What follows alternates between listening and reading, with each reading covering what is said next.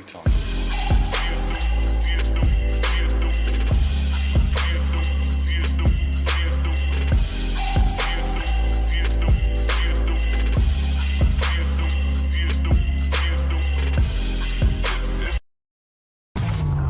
Welcome to the GRG podcast, the place for all your gaming news, plus hot topics of the week.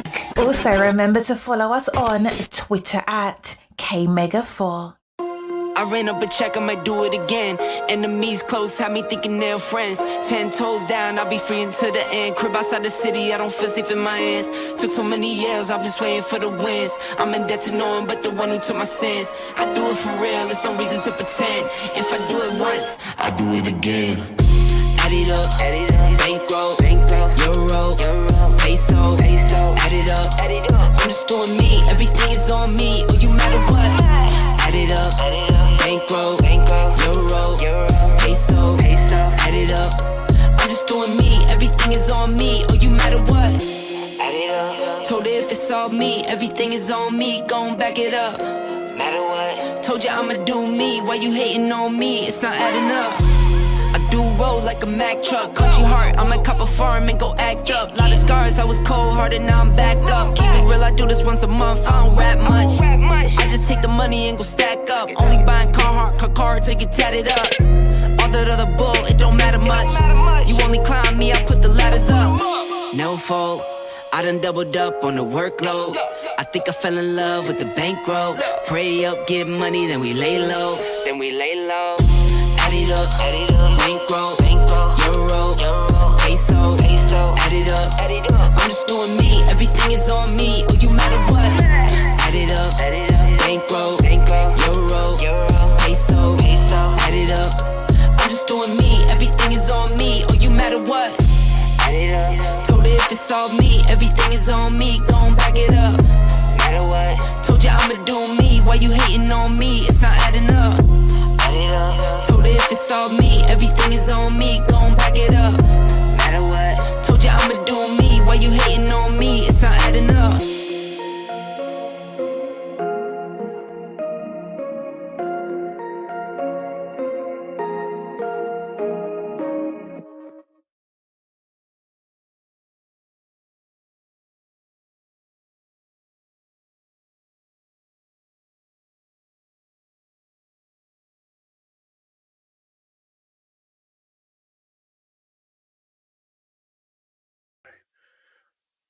What, you don't see our guest?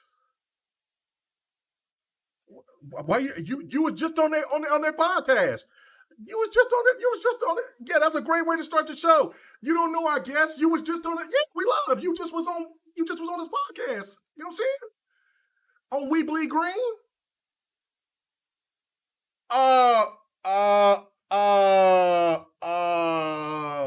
Ladies and gentlemen,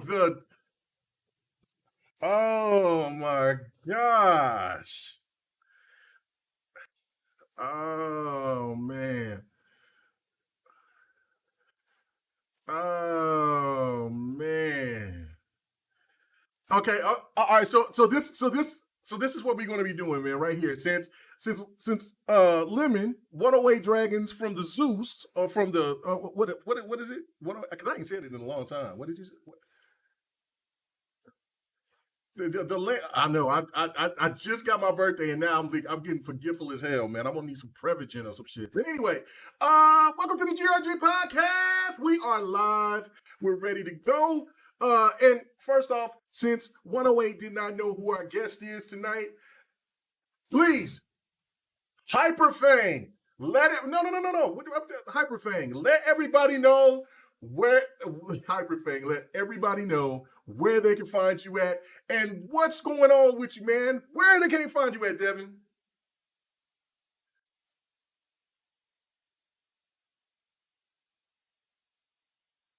Oh, that's right. We Bleed Green. Yes.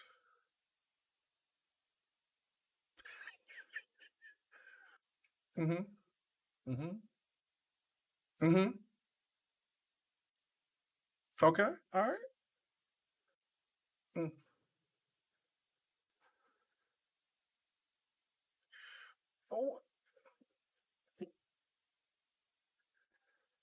Okay, so hold on, wait a minute. So you mean to tell me that you act like you never got loosed on GRG? I mean, you've been on the podcast for about almost 3 years.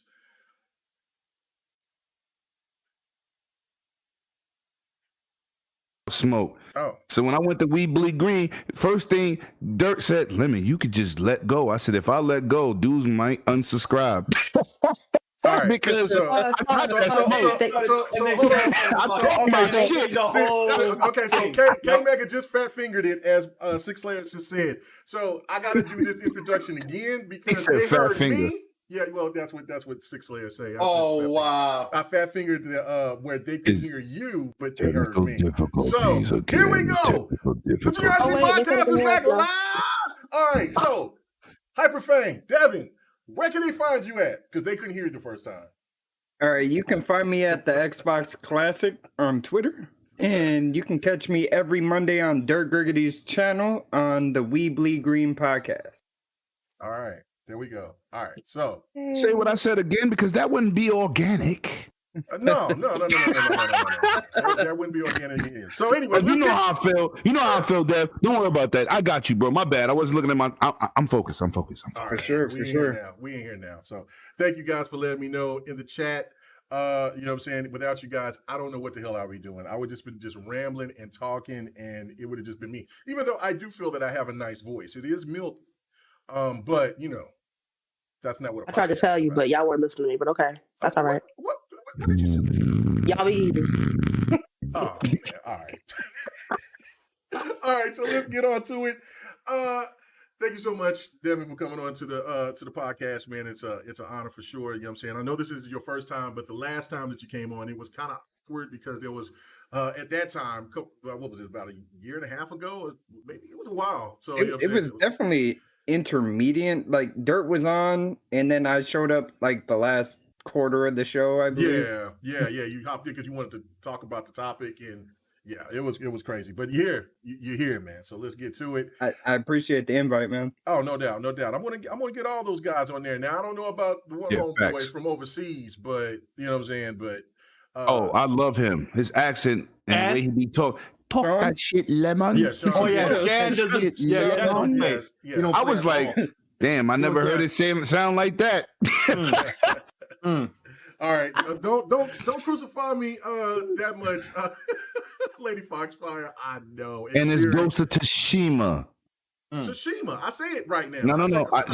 Listen, I watch the videos. You said it like 4 different ways. It's Ghost of Tsushima. Because I want to make sure people know that I'm going to get it. I'm going to get one of them right. So no, be country. Don't worry about it. We got you. Say that one more time.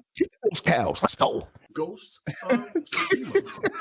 I say Tsushima. You know what I'm saying? That's well done. Yeah, no, you good. As far as I know. Yeah, okay, don't make me call Buddy because he's gonna. Yeah. Let's get on to the panel. D, what's happening?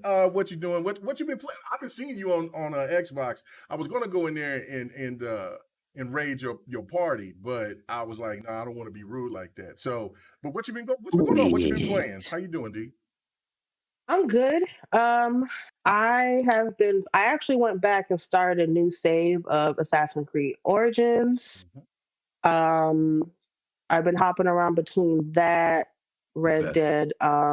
State of K2 got another update, so I've been playing that as well. New map, new weapons, and all that good stuff. So I've been kind of hopping around. You know how it is. You can hop back and forth. So I've been doing that. It's been pretty chill. Had a good short week, productive week. So everything been gravy over here for real. Nice. Excellent. Shout out to Babs Bunny. She hopping all over the place. Let's go. Hey man, speaking of hopping, Space Jam. Look at this gameplay of me and Psychonauts 2, man. Look at these skills. Oh yeah, Psychonauts 2. Oh my gosh. Adorable.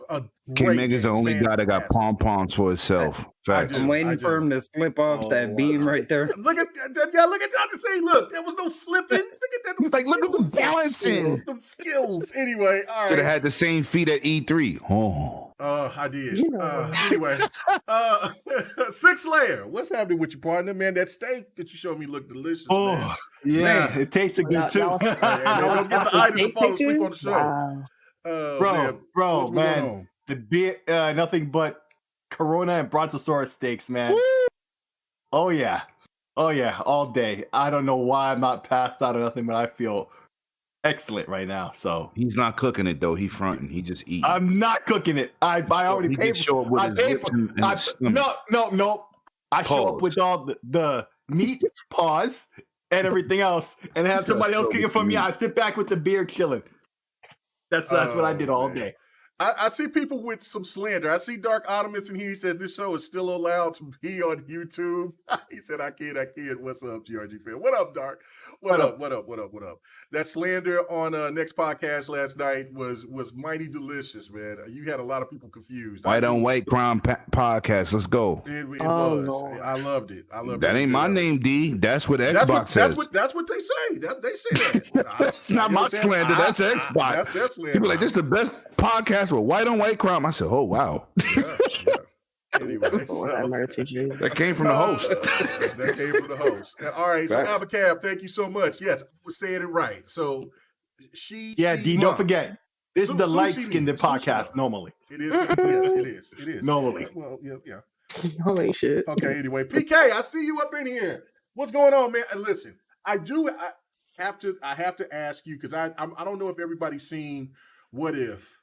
But I gotta ask you, PK. Yes. Did you get the chance to see that What If episode with Doctor Strange? And what did you think? You don't have to say anything. Just what you think. What was your thoughts?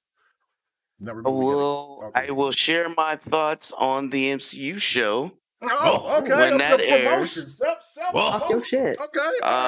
Talk your shit. You guys come watch the MCU show. Oh, okay. Definitely hear my thoughts and my review of the episode. I gotta get my European voice on.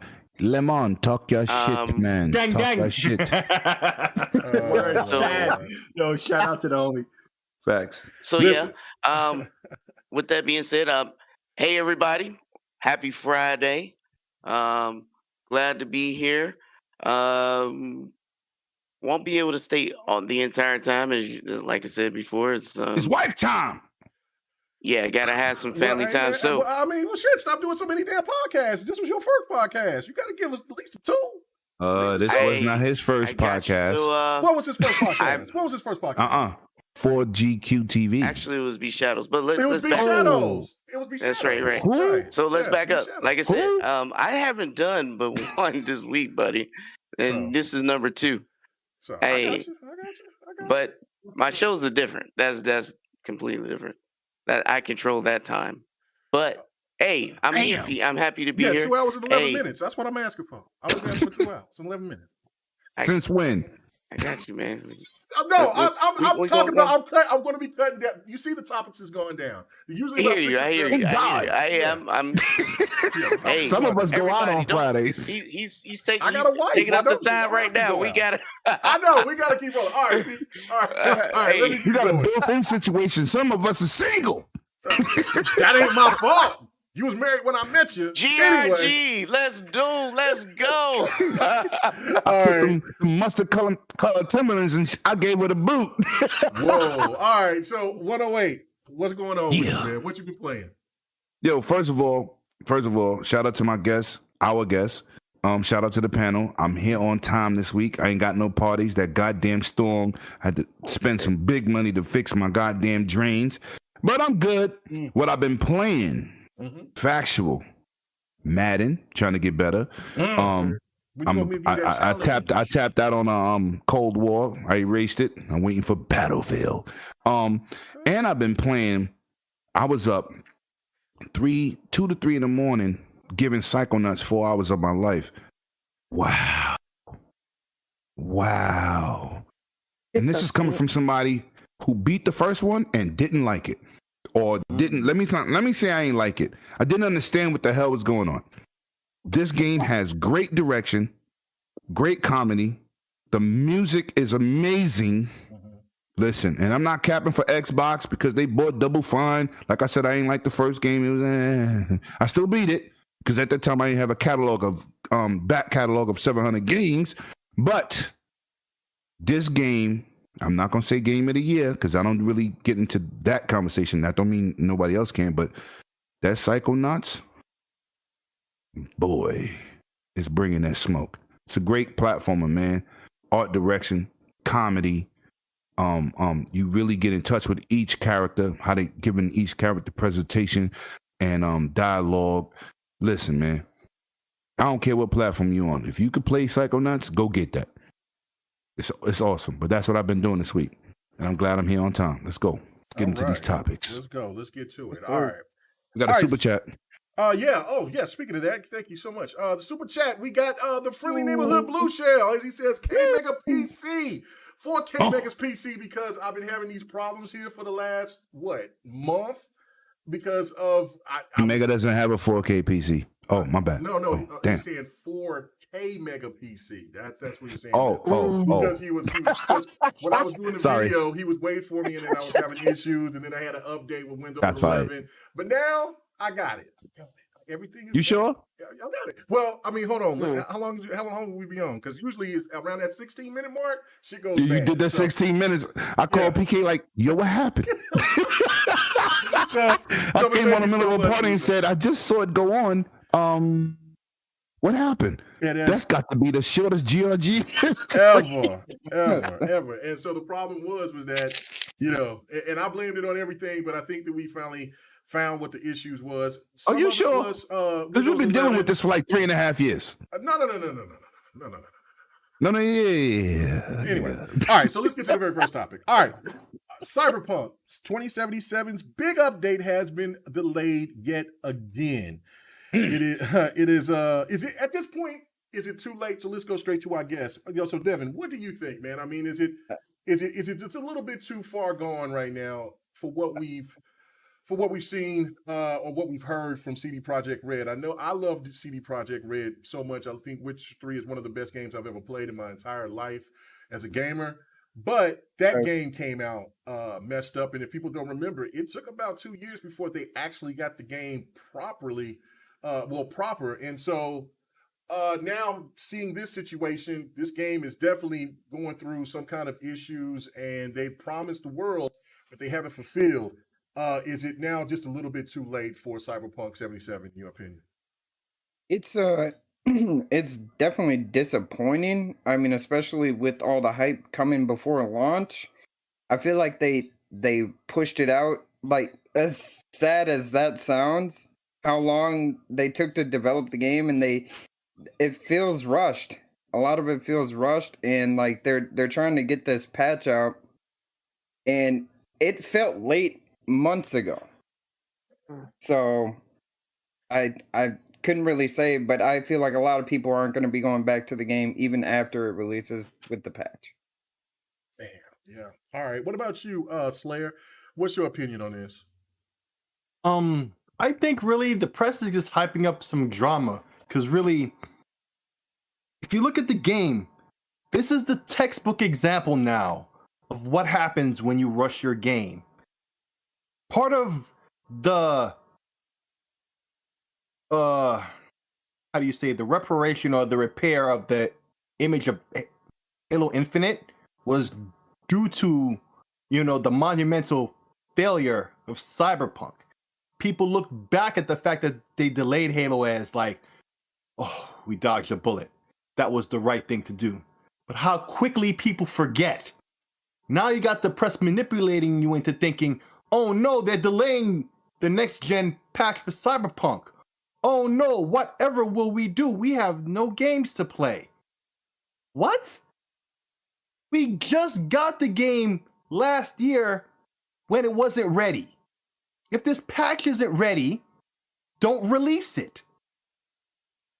I don't necessarily agree with the chances for the game are dead, right?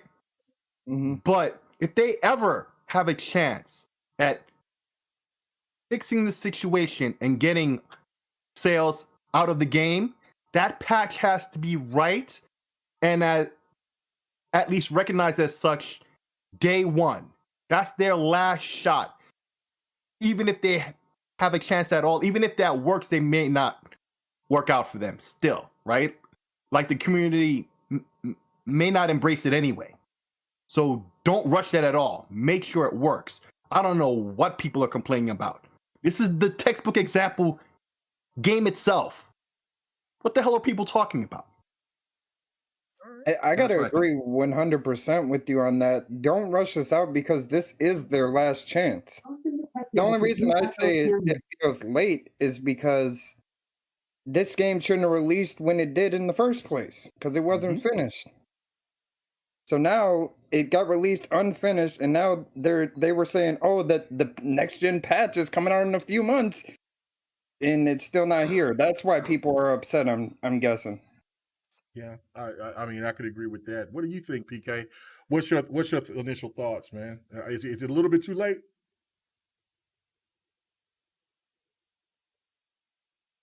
So for that piece, I think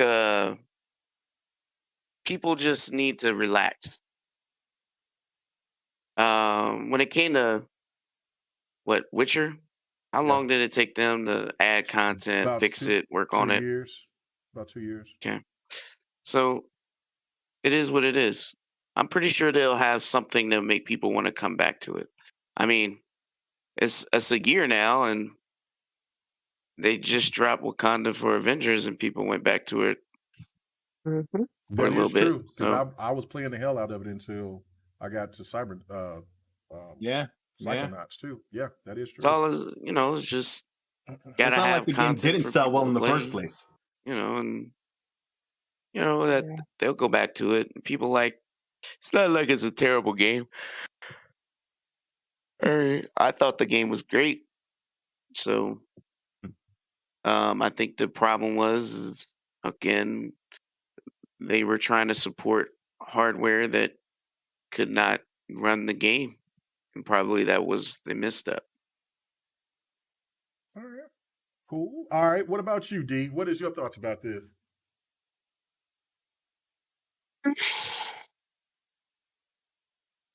Damn. I think at this point, I'm kind of an optimist a little bit. I think it can be turned around. I'm seeing a lot of people compare it to No Man's Sky and how at this point with No Man's Sky, this was already done and the game was in this position. And I think sometimes that can be a hindrance if we kind of compare and contrast games too closely. I think CyberPunk is its own game with its own issues. But as somebody who doesn't have major issues with the game, I still feel that they need to, of course, turn it around. But I think they will if they want any goodwill going forward as far as any other future projects. Because Witcher was only 6 years ago.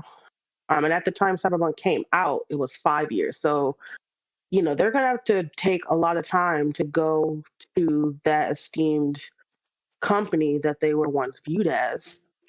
And I think, like Sick was saying, I've been saying it for months, a lot of developers, in my opinion, right now are like, yeah, we don't want our game pulled.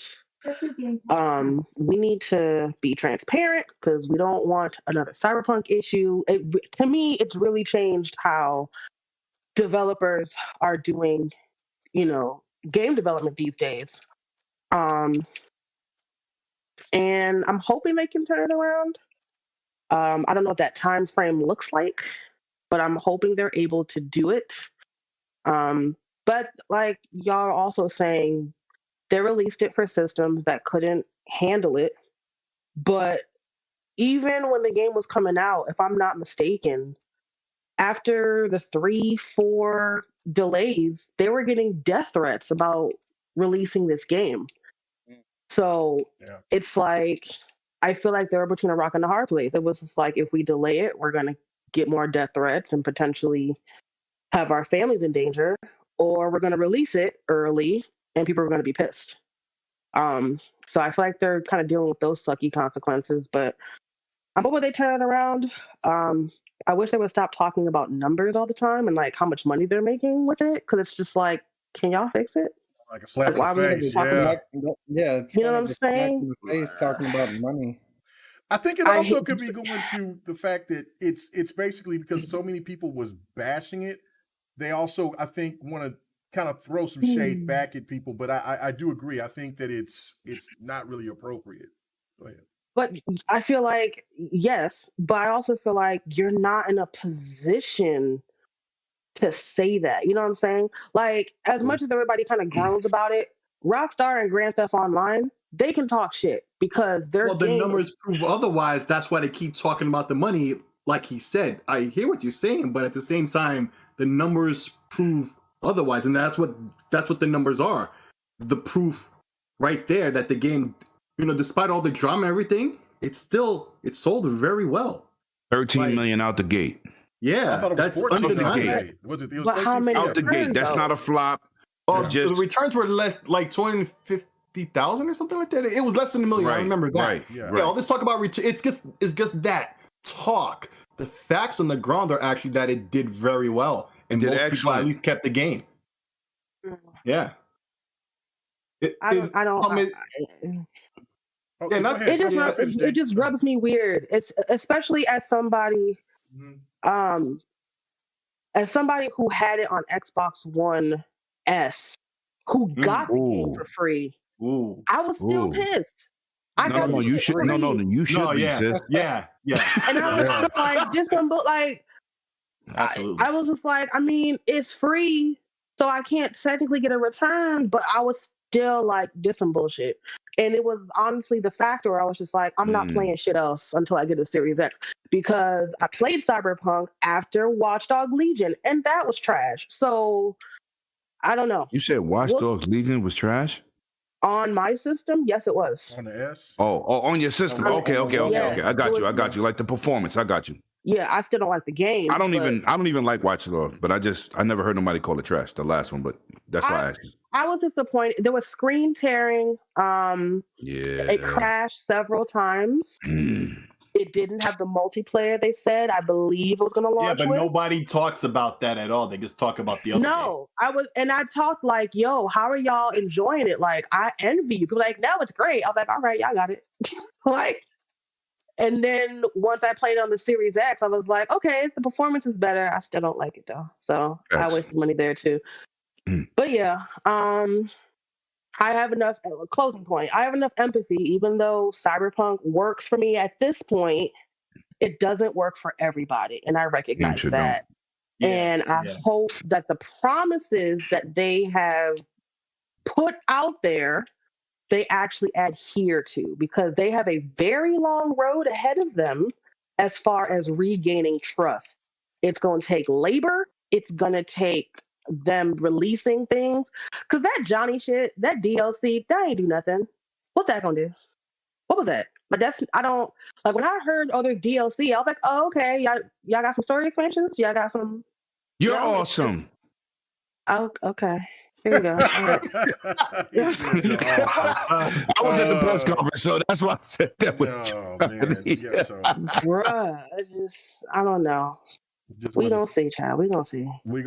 I got you. All right. For the best. What about you, 108? What is your thoughts about this, man? Is it too late for them?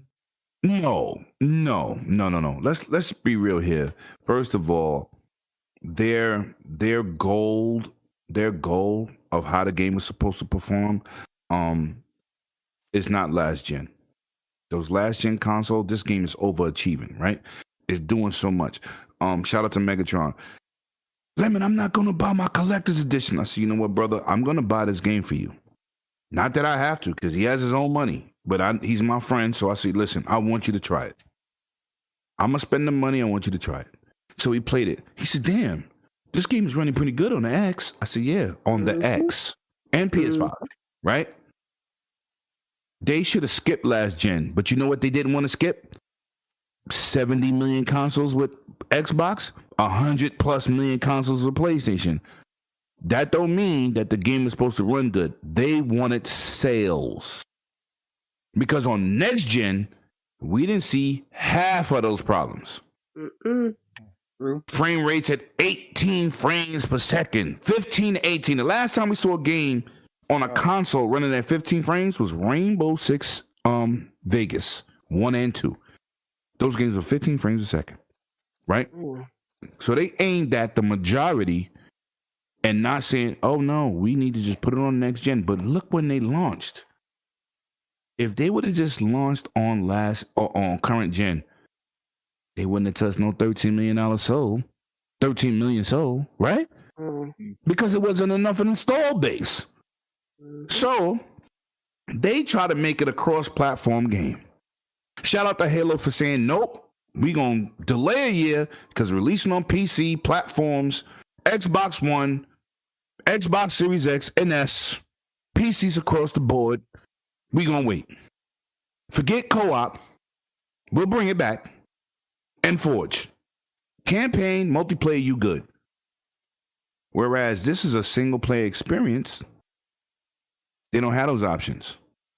Right? So they're making the game on a different plateau, and the gaming community has to understand what they're bringing to the table.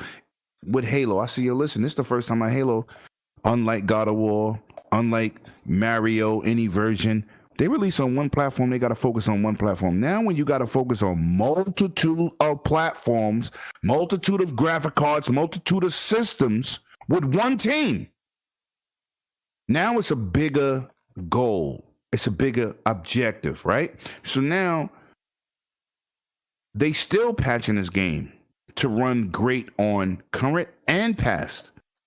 They released a patch and was bragging about it. The game was running at 21 frames. And they're bragging about the patch. That means it's hard. That means the game is too much for last consoles. So now, with the next gen update, we want to see a significant boost in graphics, because on next gen, the game is gorgeous. So what they're going to bring to the table, ray tracing, and 3080s are struggling with that in this game. We're talking about a game of a magnitude of a Grand Theft Auto. Things are happening when you're not even in that area. Conversations are being held. Traffic is being done. People are walking around buying lettuce in a marketplace. We're talking about a huge game. We're not talking about a game that's like Pac-Man and it's doing one thing. This is a world. This is an experience. And you're trying to hit so many plateaus and avenues and situations. If that next gen patch ain't ready, please don't bring it out, because y'all got ridiculed enough for trying to meet all these platforms. And as a gamer, I prefer them to wait. I prefer them to delay. Let me ask you this question, or just everybody on the panel as well. If they come out with this patch and it comes out broken still, will it become so it's bad? not broken already. It's the last few patches are not broken. They're fixing the broken. They haven't been broken since launch. But I'm just saying, if this patch comes out and people have and it be broken and it's still broken, do you think? Do you think people will look at CD Projekt Red as the new EA or Activision? Like, is one of the most like more eyes on it. Unlike with the Witcher situation, their trust with them. But you can't lose trust. You got to look like the magnitude of the game. Look at the magnitude. No, I'm not trolling you, Kim. I'm just saying that's not how gamers think. You know that. Right. They think selfishly. Right. Oh, no co-op in Halo. I want to beat the game by myself before I enjoy it with my friends. Sorry. Not the fruit physics. I got two things to say there. I'm shooting people.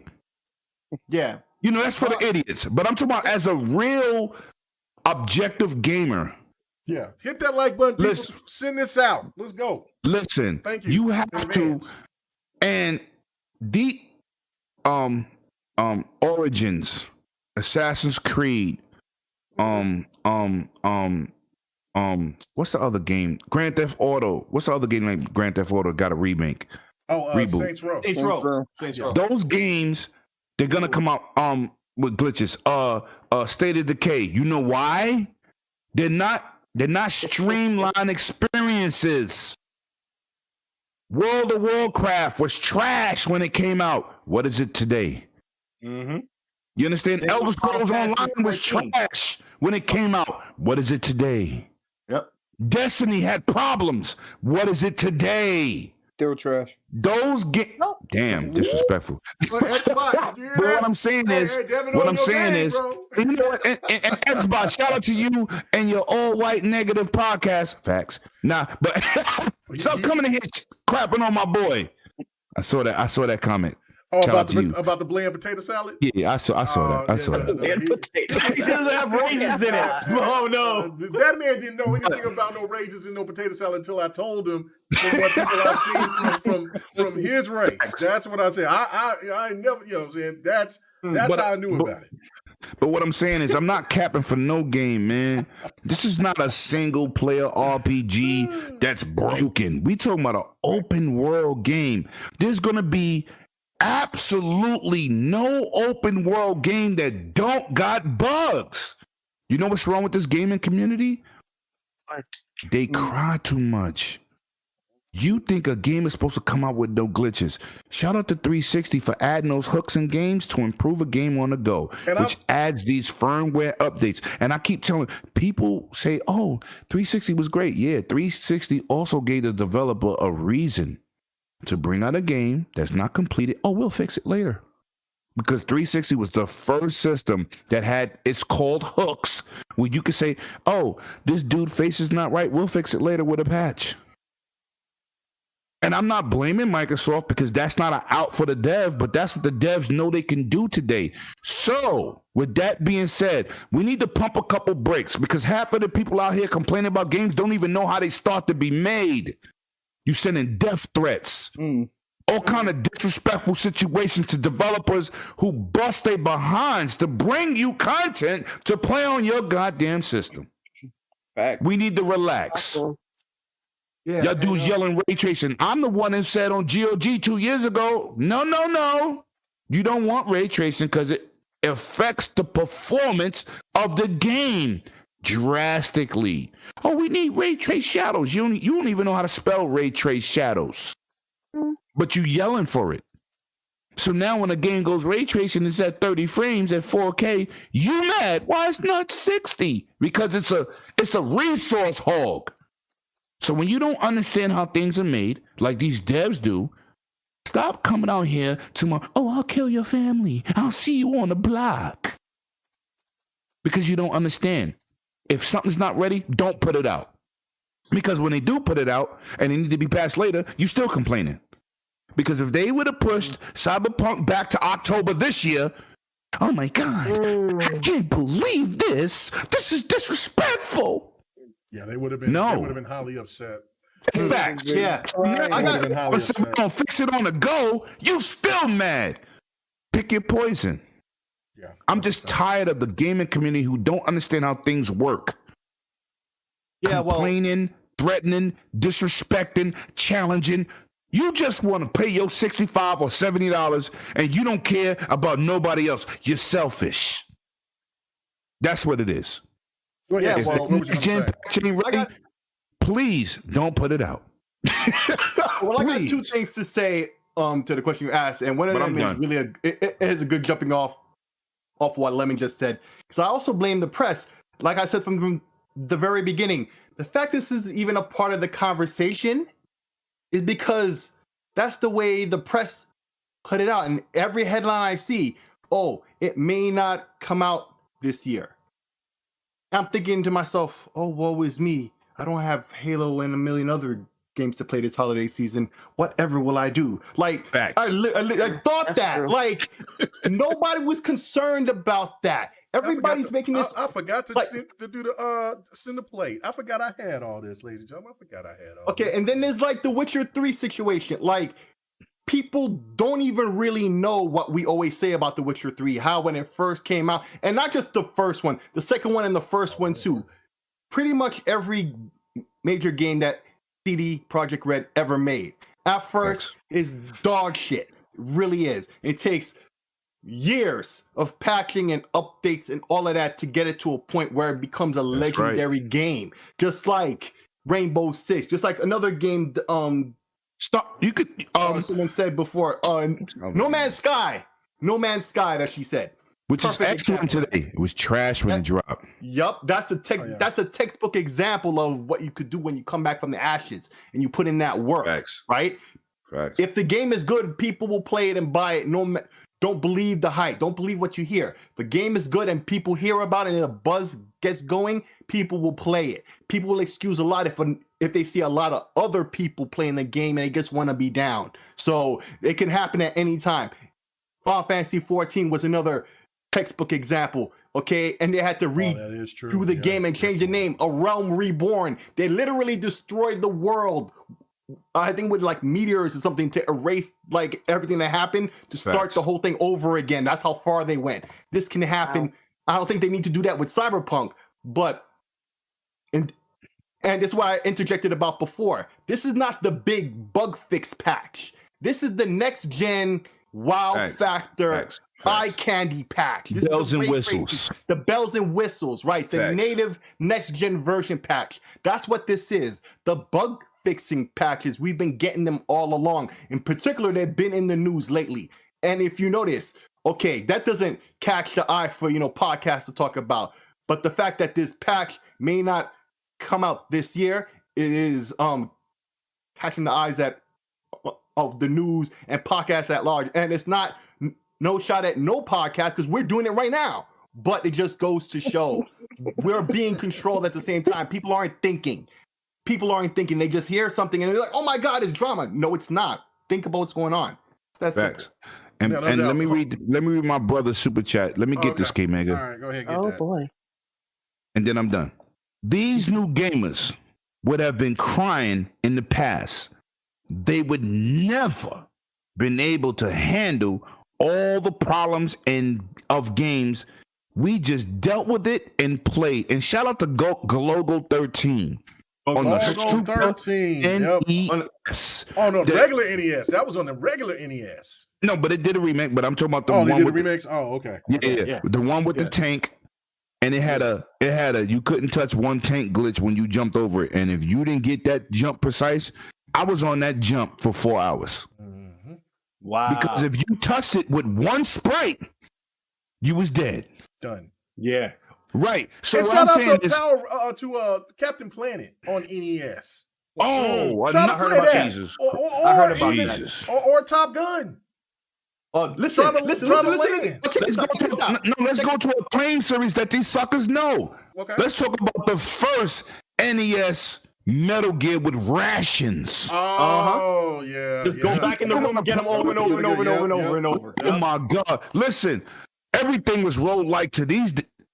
Today's standards, everything is rolled like. You have tasks you didn't even realize you could save stuff with the I didn't know that for 4 years. Listen, facts. So when I hear this gaming community cry and threaten developers, we never did that. No, we never. We didn't play multiplayer and said, "Oh, this gun is OP. Can you please?" Give us a patch to fix this. Can you? Oh, wait a minute. The AK-47, it drops everybody. It shoots 7.62 carbine bullets. It's supposed to drop everybody. Yeah, you try to play that 007 on the Nintendo 64, and then that AK gets a hold of your ass. No, ain't no patch. Right? Ain't no patch. No job because he's too short. Right? Yeah. Man, they would have packed that up nowadays. Water this down. Well, yeah. No, that's what I'm saying. But yeah, thank you, Sir X-Man, for that. One other thing I want to mention about what Sir X-Man said in relation, if you think about it, and this is honest, right? Mm-hmm. The first YouTube success, what was it? As in what? No, the first successful mobile gaming success? No. The first YouTube success story, the first YouTuber who was successful was the Angry Video Game Nerd, right? Like he was the first one to really blow up and make a lot of money on YouTube. I don't know. I don't even know that. It was. Drop some knowledge, bro. Well, I'm telling you, it was, right? And his whole channel, the whole reason he was this successful, because that's all he taught. That's all his YouTube channel was ever about. All the bugs and crazy things that were in games. My whole life was about. I grew up in that era. Lemon, you grew up in that era. I can't make a money. Everybody here, we grew up in that 8 and 16-bit era, and even the system before that. Like, you want to talk about dog shit? And there was no patching. They came out like that. It was rare. Like once every 3 years, the game was so bad, so flawed, where there was a return or something. That's rare. There was maybe 3 in existence ever. E.T., like That's the only one I can remember because I bought ET and played it. Yeah. ET was hard as hell. Yeah, ET was so bad that nobody. I don't think did anybody. Didn't even explain They it. literally had a landfill of that. They buried Yeah. copies of it underground. Right? Yeah, because, man. There was because a they whole had movie so documentaries about that. The industry was pretty much dead because of that particular game because they spent so much money on it, and then and Atari invested everything that they possibly could into it, and because the movie was such a hit and everybody bought it, it was a hit in the sense of sales, but the game was so broken. And it killed the industry. On time, it destroyed the industry. If it wasn't for Nintendo to revitalize it, gaming would probably come back in some way, shape, or form. But I mean, that right there. I don't know what the other three games would have been that was just so devastatingly bad that like ET. ET was the mecca of fail. Absolutely, you know what I'm saying? absolutely. So, but don't miss sight of the point that I'm making with the no, reference and all that. That's just going back to the whole thing about people complaining about broken always games. has been this way. Right? Yeah, it's always been this way. Always been. Go ahead. I just want to mention Battletoads for the NES. Oh my God! I didn't even beat that game. No, I didn't beat it. I threw my controller on the floor like 20 times. Most people didn't. Yeah, on that racing part. Yeah. As a kid, you're lucky to get past the third level, and not to mention when you lose all your lives, you start at the beginning of the game again. Along on the first topic again. Right back to moving. Yep. I'm just saying that's one of the hardest games of all time. Yeah, no, I mean that Rygar at the time because I was young, I had to beat it when I. My God, my favorite, one of my favorites. Talk, preach. Yeah. Rygar. When I played Rygar, you don't even know what Rygar is, K-Mega? I'm just saying, but people talking about roguelike and all this. We was playing. Listen, man. Rygar, I would challenge anybody to play the hardest roguelike game. I would challenge anybody to go play the hardest roguelike game right now and go and play Ghost of Goblins from back then. Classic. And you talk about painful. We're not making no excuses for no type of bugs. We didn't like it back then neither. No, we didn't like it. But we had to deal with it. And so now, perspective. Yeah, so shout out to Pacifier Games. Yeah, let me hit up Sir X-Man again. He said Drake the Slayer was the worst game ever made. I would have to say that one game that was on the 360 that I bought, I talked about. Breaking the 99 Dragons, he means, I think it was. Yes, that's the game. That's the game. The motorcycle game. It's like Psychonauts 2. Like I've locked it in a cage to where I don't even want to think about it. But so I forget the name of it. It was so awful. But it was a biker game, and it was one of the worst games I've ever played in my life. Road Rash? No. It was Right to Hell Retribution. That's it right there. That's it right there. That game was so damn bad. And you know what I had to do? I had to eat it. There was no patch for it. I had to eat that $60 that I paid for it. What about Need for Speed on 3DO? Oh, I didn't have a 3DO. What? Oh, I did, but okay. Let me say something we all had. What's the basketball game? The 2-dimensional game Double Dribble? that was side scrolling. No, not Double Dribble. Double Dribble was cheating. You go to the corner. You go to the corner, you just glide all the way from 3-point line to the top of the No, the arcade shooting game, man. Arch Rivals? Arch Rivals? Not Arch Rivals. NBA Jam? NBA Jam was a cheating ass game. Oh, NBA Jam was amazing, though. That game was fun. It literally was. It's in the source code. Yeah, it literally cheats on you depending on certain things they found in the source code because it was released last year. It's true.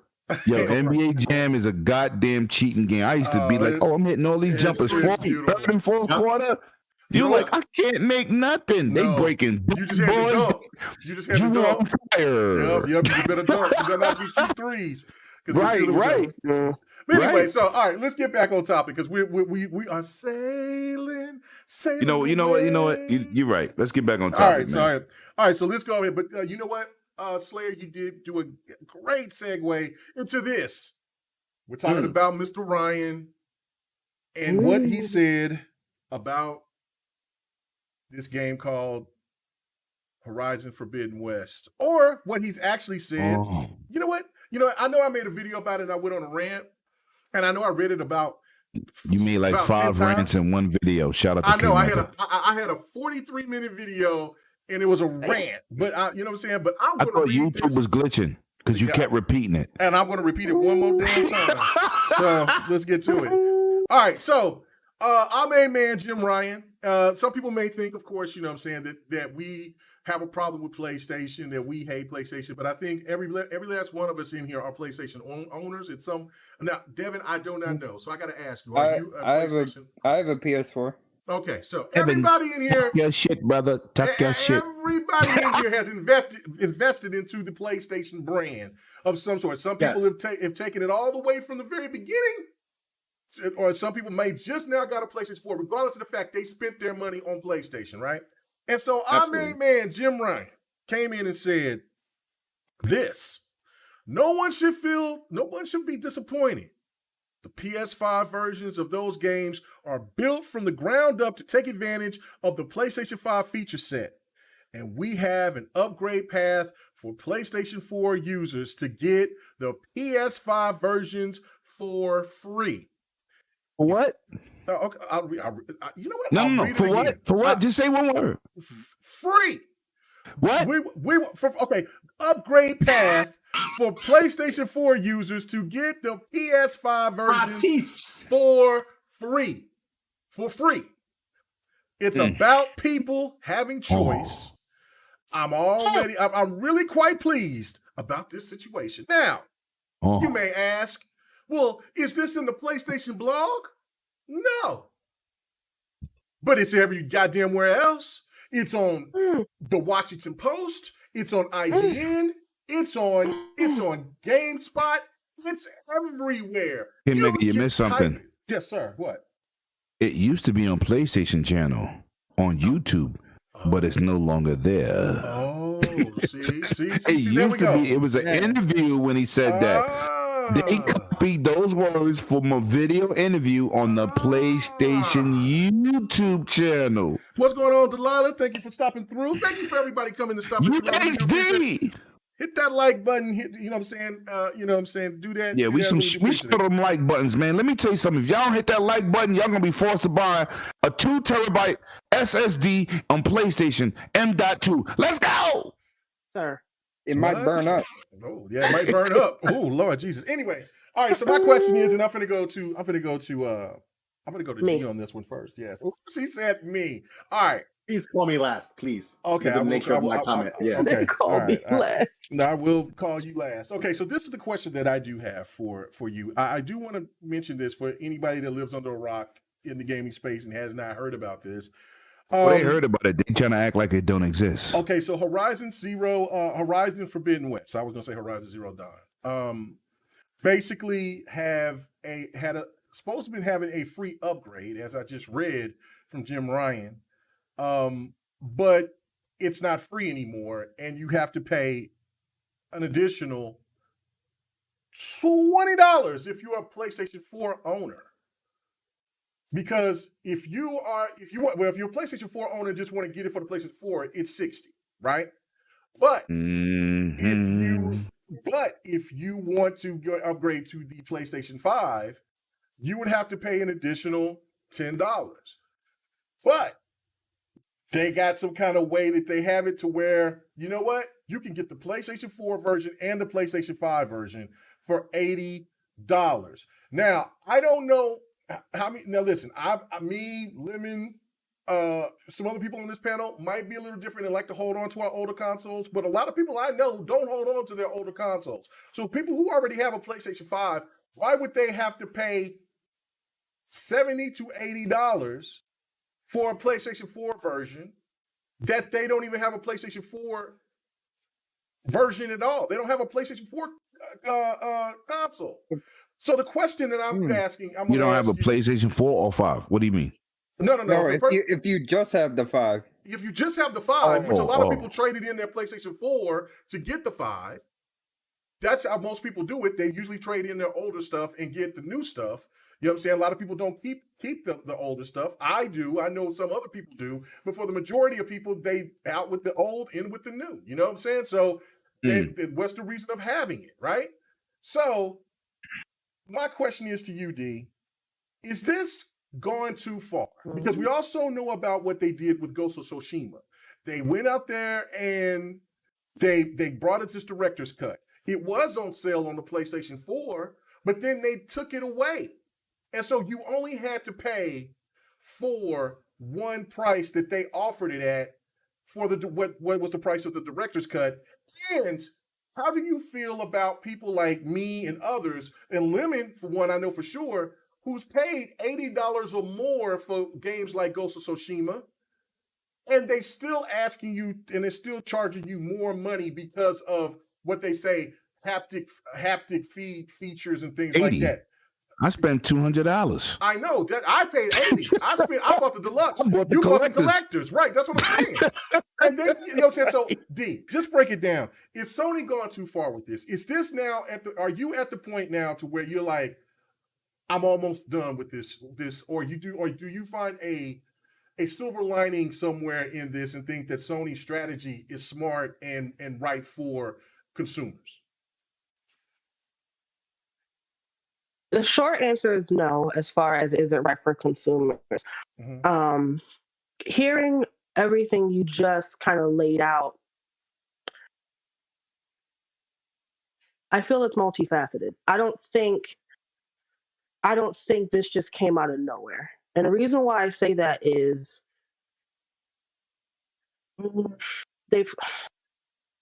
it's kind of dastardly if you think about it, because the reason I say that is the one thing that PlayStation has done this generation over the last generation is backwards compatibility. So even though they have slowly taken away choice, at the end of the day, to people who are just like, this is messed up, they can just say, buy the PS4 version and play it via backwards compatibility. They couldn't say that last gen because they didn't have an option for that. Now, the difference between this game and Ghost of Tsushima is that Ghost of Tsushima actually had a choice.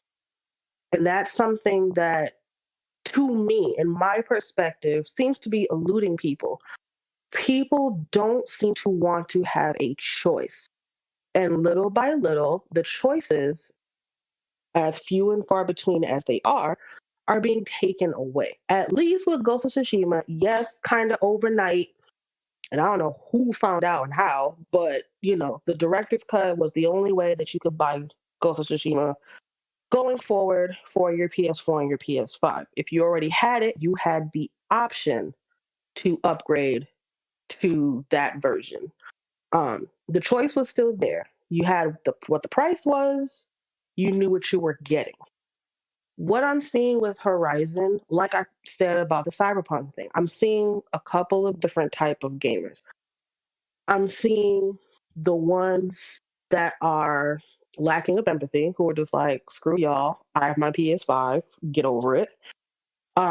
You have the PS4 players who are like, I can't find a PS5. I don't have the money for the PS5 because there's a whole pandemic going on. And if I want to play this game, I got to double dip or pay the extra fee. Then you have folks in the middle who are just like, this is what Sony does. I'm going to just pay my $60 and keep it pushing. And I feel like it's just unfortunate that, there's another example, another iteration of this whole, well, Sony's doing what's best for them. I've seen people saying, well, they're the market leader, so that's why they're doing it, which doesn't make sense to me, but whatever. There's always something, and I wish it didn't have to be that way with Sony. But my thing is this, and this is the thing I always go back to, because of course it's been, like you said, Washington Post, it's been on Forbes, it's been on everybody's website this past week. My problem is in black and white, just like the showcase showing Miles Morales. It was stated plainly, when this game comes out, you can upgrade it for free to the PS5. He even went so far and said, nobody should be disappointed on PS4. Like, what y'all talking about? It'll be on PS4 for y'all that can't find PS5s, because we don't have any to give you right now. So when you do get your PS5, you can upgrade it. It's there in black and white. There is no confusion. There was no, oh, we'll discuss those options when it comes out. It was plain and simple. I don't know if it was to pacify people. I don't know if it was an outright lie. I don't know if they're like, damn, we kind of light on the monies. We might have to go back on that. Either way you slice it, once Sony realized, yo, when this shit about to get dropped, they got to pay for it, but we already told them it's going to be free. There should have been some kind of something to let people know, like, hey, y'all, we got to change some things. We can give y'all vouchers for something else, but y'all asses got to pay. There was nothing. They just came out and was like, yeah, here it is, and y'all got to pay. What y'all going to do? Because people are still going to buy it. If there's nothing required, nothing's going to be given. If you don't tell them or fight back on it, they're going to, why not half-ass it? If you can put out minimal effort, minimal transparency, minimum communication, but your bottom line doesn't change, what is the incentive to do anything differently? And to me, that's just where it comes down to. As far as the direction they're taking, the lack of transparency, the lack of communication, and that it's just going to keep going this way. Nothing is going to change. We've seen it with PS3 and the Vita store shutting down. People made their voices heard. It was reversed. Same thing. I keep going back. It's been 3 years. Battlefront 2. They made changes before the game even launched. It can be done. People don't want to do it. And at this point, it's just like, if y'all are waiting to accept it, who am I to try to help you? Like, I mean, it is what it is. And someone's going to continue this path until, something gives. I just don't know when it's going to happen. Great point. What about you, PK? How do you feel about this? Do you feel like gamers are getting basically screwed over by Sony's moves right now? And also, I mean, what do you think about like Sony not really telling people that the game was going to be, that they were going to charge people or come back with some kind of statement publicly instead of doing it in a blog, letting people know, well, we've changed our mind, we've had a change of thought, and so we're going to charge the game. What is your whole thoughts about this whole situation?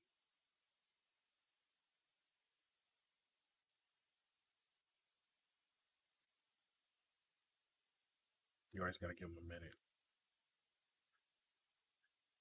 My bad. Double muted. So I think that was part of their plan from the beginning. I mean, it's not the first time they say one thing and do another later, just hoping people forget, right? I mean, look at their console situation. Here it is almost a year later, and their solution for expandable memory is still in beta. And then it's not officially a expandable memory solution, right? It's all depends. And the underlying statement is we're not responsible if your machine breaks or if something happens, et cetera, et cetera. So with that being said, for us Horizon Zero Dawn, honestly, you guys can have it. I felt I owned the game. I bought it on PC and I think the game's boring. It looks good, but it's boring. Sorry. So I'm not that excited for it, but for the guys that are, I mean, it sucks. I know people are like, well, just buy a PS5 and that's the end of it. Okay, well, you tell me what store you could just walk in and buy a couple PS5s in. Don't worry, I'll wait. At the same time, it's like this. You can't buy the next generation consoles, or at least not the Series X and the PS5, just out of a store on a regular. Just, hey, I'm just going to go up and get one today. You can't do that. So with that in mind, I think it's important to ensure that your base PS4 base still can consume your media. If you don't, you're in trouble. Think about this. If they literally cut off PS4 today and just say every game is PS5, would they make any money? Some, but let's be honest, majority of the PS5s haven't even turned on because they're, in somebody else's storage bin. So with that being said, that means you're going to lose out regardless of how many people want a PS5. Not everybody can get their hands on it. So that means you can't just crap on the people that put you as the market leader. You're going to be soon not the market leader the way you're going. You got to think about this, man. It's not just PlayStation. PlayStation or Sony is not the only ones that do this mess. Switch does it too. They just do it undercover. What you don't see is, you think that Zelda game was a Switch game? Heck no, that was a Wii U game, but they just resold it to you on Switch. You think Mario Kart? The Zelda Sword HD or whatever? No, I'm talking about Skyward Sword Sword? is definitely a. Yeah, most of the Switch successors are I'm Wii saying games that ever the released. original Zelda, what was it called? The one Breath that of the launched on Wild. the Switch. Breath of the Wild. Breath of the Wild Oh, is a Breath Wii U of the game. Wild. It is a Wii U. Yeah, Okay, it sure okay, is. Yeah, okay. it is. It is. Mario Kart is a Wii U game. Yet they just brought it back on the Switch with all the DLC that I paid for in the Wii U. You know, Bayonetta 1 and 2, that was on Wii U. Well, they just brought it back on the Switch. All this stuff is basically a port. Majority of the and Switch we're games. talking about them bringing Those are Game all Boy Switch Color games games. on Switch too, so they're gonna be getting that money back. I mean, Well, at as least they well. said they Game Boy Color and not remakes of the new games. All I'm saying is they do the Granted- same thing, right? They do the same thing but undercover. Pretty much Granted, though- majority of the Switch games are ports. Most of them are not new games.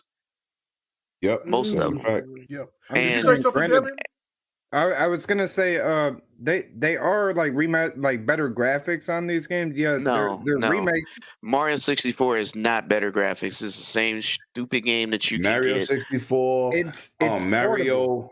No, it's not. It's portable. the same game. You can No, get no, I'm telling you that you can play it on the go as to with No, can he's play it saying on- right. You That's can the play it difference. on the Not a go graphic without the Switch, enhancement. though. You don't have to pay $60 for that. It's a freaking Really? emulator. Oh, he You said can literally emulators don't put it count. on That's not the majority. a Raspberry Pi and be on the go. Put it in your pocket and you go. I know, but majority of people don't know about. Yeah, facts. But You gotta go with but majority You of can't go people with who know minority. about 64 wasn't allowed to play it. So let's be honest. Let's just be real. This is just another sly. I'm not trying to get too far off topic. All I'm saying is they're not the only ones who do it. They all do it. It's just that it is the only difference between Nintendo and Sony is Nintendo don't tell you that you can take your games for it. Sony says you can and you won't be charged and then change their mind later. That's the only difference. Outside of that, they've been doing this for years. This ain't nothing new.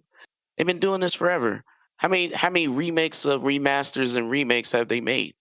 How many times you think Persona 5 is a PS4 game? No, it's a PS3 game. They just happened to port it to PS5. Right. Yep. It was a PS3 game. Yep. But you know what? I'm not now. gonna argue with the Switch connoisseur on the podcast. Demon Souls. Let's go. Yep. I'm just saying, like, is it wrong? Sure, but the people keep spending their money. So you know, if you don't like it, talk with your pockets. You know what I'm saying? Your wallet makes a difference. Well, Stop buying it. That's all you got to do. Stop buying it. Yep. If you don't like it, stop buying it. saying I'm that's not buying it. That's how you get it? I'll get it. You know, let when me I give you a scenario. PlayStation 5, and that Let me might be a give couple you of guys years from now. Let me give you guys a scenario here. Mhm. When I buy it on PC, and I talk with 108, Mhm. I only Why pay you don't 60. call me Lemon? I might no, we on live. You 108. Hey, look, check this out. When I buy it on PC, I might pay 60 or I might pay 50, but I get all the DLC. That's true. Guess what I don't have to worry about? I don't have to worry about paying no upgrade fees. And if your PC is more powerful than the PlayStation 5, then you're already winning. Even if because it you get those wasn't. enhancements. Even if it wasn't, when I do eventually get a more powerful PC, guess what? That game is still the same price. I still own it, and I don't have to pay a toll to play better graphics. Not at all. Not at all. So it'd be what- like. So what is, you tell me, what is going on with the PS5 version that's so mighty that it deserves an extra $20 on top of it that The is haptic doing something? triggers. Man, what? Come on, man. I know you know Why better don't than you? this. But What's the wrong haptic with you, trigger PK? controller It's still. the haptic Hey, features. hey, that triggers. controller. That controller still works on PC, doesn't it? I suppose. Lord. It does Bullshit. with those DualSense features in a lot of games. So help me understand something. Don't do that. Help me understand Betrayal. something. If that's all true, Oh. still help me understand. Hold on, wait a this- minute. Hold on. Wait. Did you just say that the PlayStation 5's controller can be paired on PC? Yep. That's what I'm saying. You plug it in and work. So Now you're telling me With the that DualSense PlayStation? in some games. Okay. So are you also Shout out telling to me? G4 toasting up the PK. Let's go. Hold on. But hold on. Let me ask this question too, though, PK. All right. So you mean to tell me that the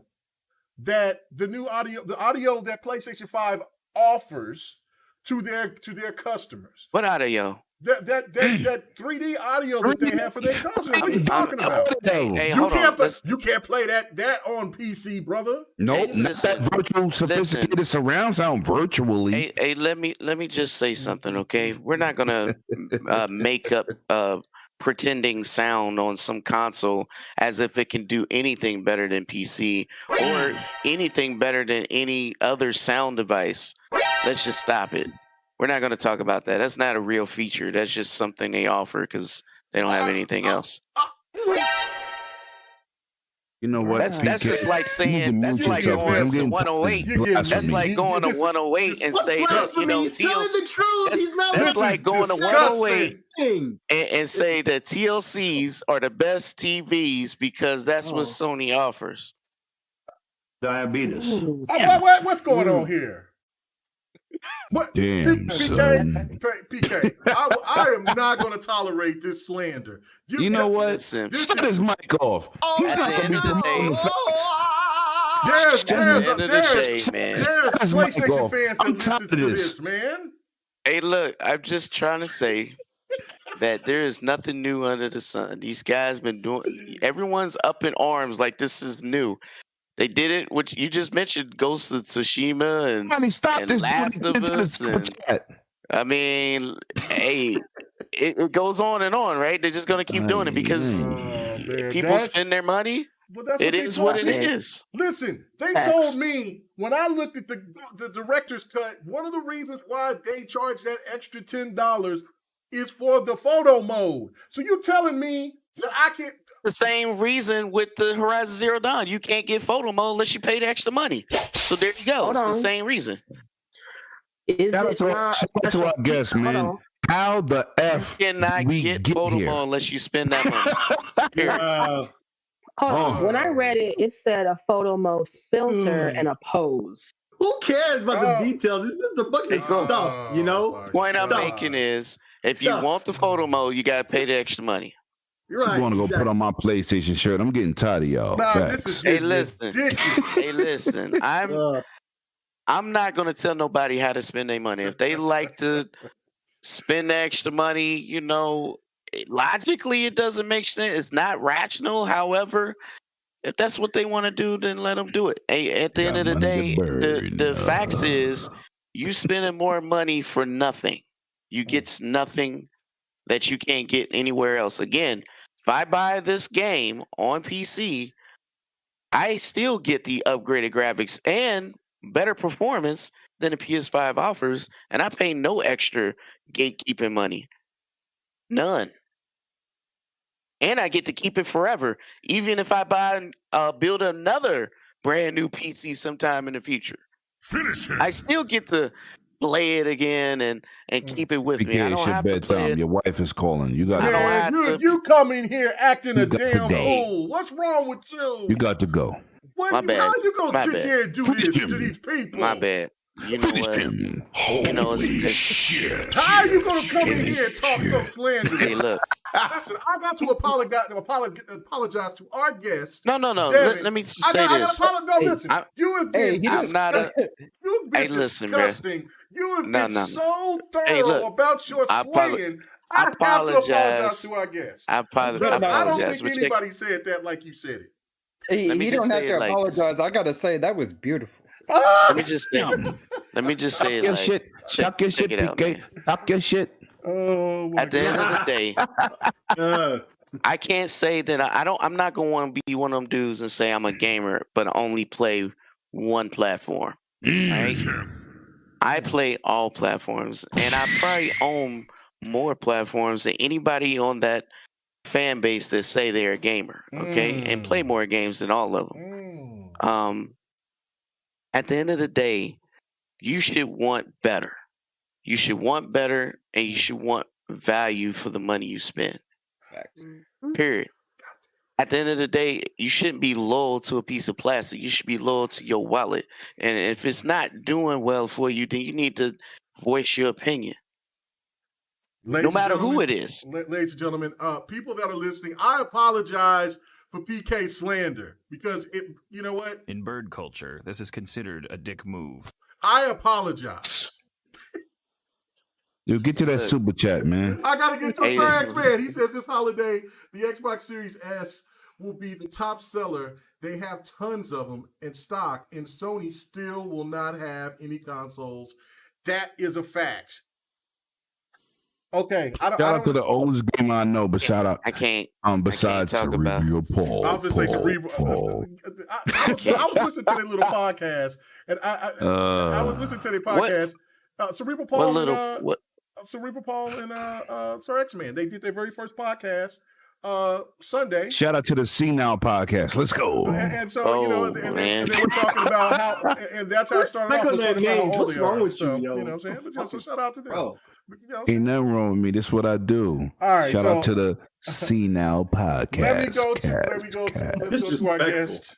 You know what? PK just threw me off. Did I go to you first on this one, Devin? I think I did. No. Let him go. No. I went to D first. I'm to Devin. Go ahead. Let us know what you think about this Sony situation. Is this right for gamers? Do you think that this is proper, especially when we look at the situation when we're in the middle of a pandemic still? All of that. Do you think that what Sony's doing right now is good for gamers right now? Not whatsoever. It's absolutely ridiculous in my opinion. They blatantly lied. They stated this. They did the bait and switch. They wanted you to buy the console. Oh, you can get all these games on PS4, and when you get your PS5, you can upgrade for free. And then before the games come out, they turn around and say, "Nope, you got to pay for it." Actually, and if you didn't buy the special edition of the game, you got to pay for it again at full price. So I'm looking at it like, just like PK was saying, if I have a 1050 Ti PC, like my 1050 Ti graphics card, and I upgrade that to a 1660 or say 2070, 3090, what have you, if I buy the game and I upgrade it, I still have the game. I don't have to pay nothing for the upgrade. I still have my game. It's free, and you're getting gatekeeped on the PS5. They ripped you off. They lied to you, and this is some bullshit. Listen, you can read this for yourself. You can go and check out Tataku's article, and they were talking about in Japan. There are people, which I did not know this, that there are people out there that don't like Sony. They just don't like PlayStation. They don't like Sony, period. And so what they call their fan base out there is what you just said, gatekeepers. And then on top of that, they don't not only call them gatekeepers, but they call them cockroaches. I was going to say roaches. Yeah, like that.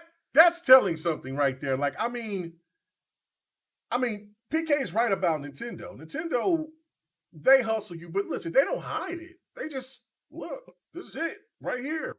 We're not going to, they don't say nothing. They just do it and people buy.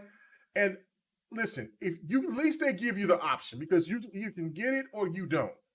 We're not going to hide nothing. We're just going to do it. We got cardboard. We're going to sell it for $80. What you going to do about it? You going to buy it or not? That's how they do it. And you know what? Listen, they're transparent, though. They're transparent. And as wild as Nintendo is about what they do, Sony, on the other hand, they're trying to play two positions. What's going on with you, Dirk Griggity? He said, what up, GRG? Shout out to the homie Dev. What's the problem overall is that Sony did exactly what Dev said. Like, they did a bait and switch. They told you one thing, and now they've done a completely opposite. They've done this the whole generation, and the generation is not even a year old yet, ladies and gentlemen. And on even top of that, there's people that's defending this. I can't understand this. So I gotta go to you on this one, 108. Why are people defending this? Why are people trying to let people know? And I know you already paid for it, you bought it. But why do you think that people are trying to make people feel like they're in the wrong for something that is obvious a lie from this company? You listen, man. I was one of the first people to say, like, you listen, I don't have a problem with the graphics from the last game, right? Mm-hmm. And then now that you're trying to rip me off for another $20 extra on top of the $59.99, which makes it basically $87. I said, yo, I ain't doing it. Because it already looks fantastic. Mm-hmm. I could play this game on backwards compatibility and pay the lower price. But like I said, I'm not a fraud. So I said, on Four Guys or Quarters, I'm talking about the same situation, right? So my peoples call me. They say, Lemon, look, I pre-ordered this for you. We got you. I said, oh, is a statue involved? Like a sucker. But technically, it's not worth the bread, man. The game is already amazing looking. My thing was show Sony with your wallet that you're not willing to take that extra $20 plunge. You understand? And give them, because you know what? Corporate companies, they deal with stats, right? They don't care how you feel. They don't care about the consumer. They deal with numbers and stats. So if you show with the stats, listen, people are not willing to pay for these upgrades. Maybe they will change. Damn, man, I fell into the rap. I fell into the BS, but it's really not worth it. It's really not worth it. And I don't want to big up Microsoft in the situation, but smart delivery. Do you not know that exists? Wait for somebody to talk about it. Do you not know that exists? It's like, yo, goddamn. Yo, listen, I know everybody's not in my situation. I buy whatever I want. That don't mean I spend blindly because I can buy what I want. I'm still cautious to the pocket. Like, is it worth the upgrade? And yes, one thing I can agree with the comment that the dev said, and go watch K make a video. These games are built for PlayStation in mind. Blah blah blah blah blah. I got it, but that's how they make all games.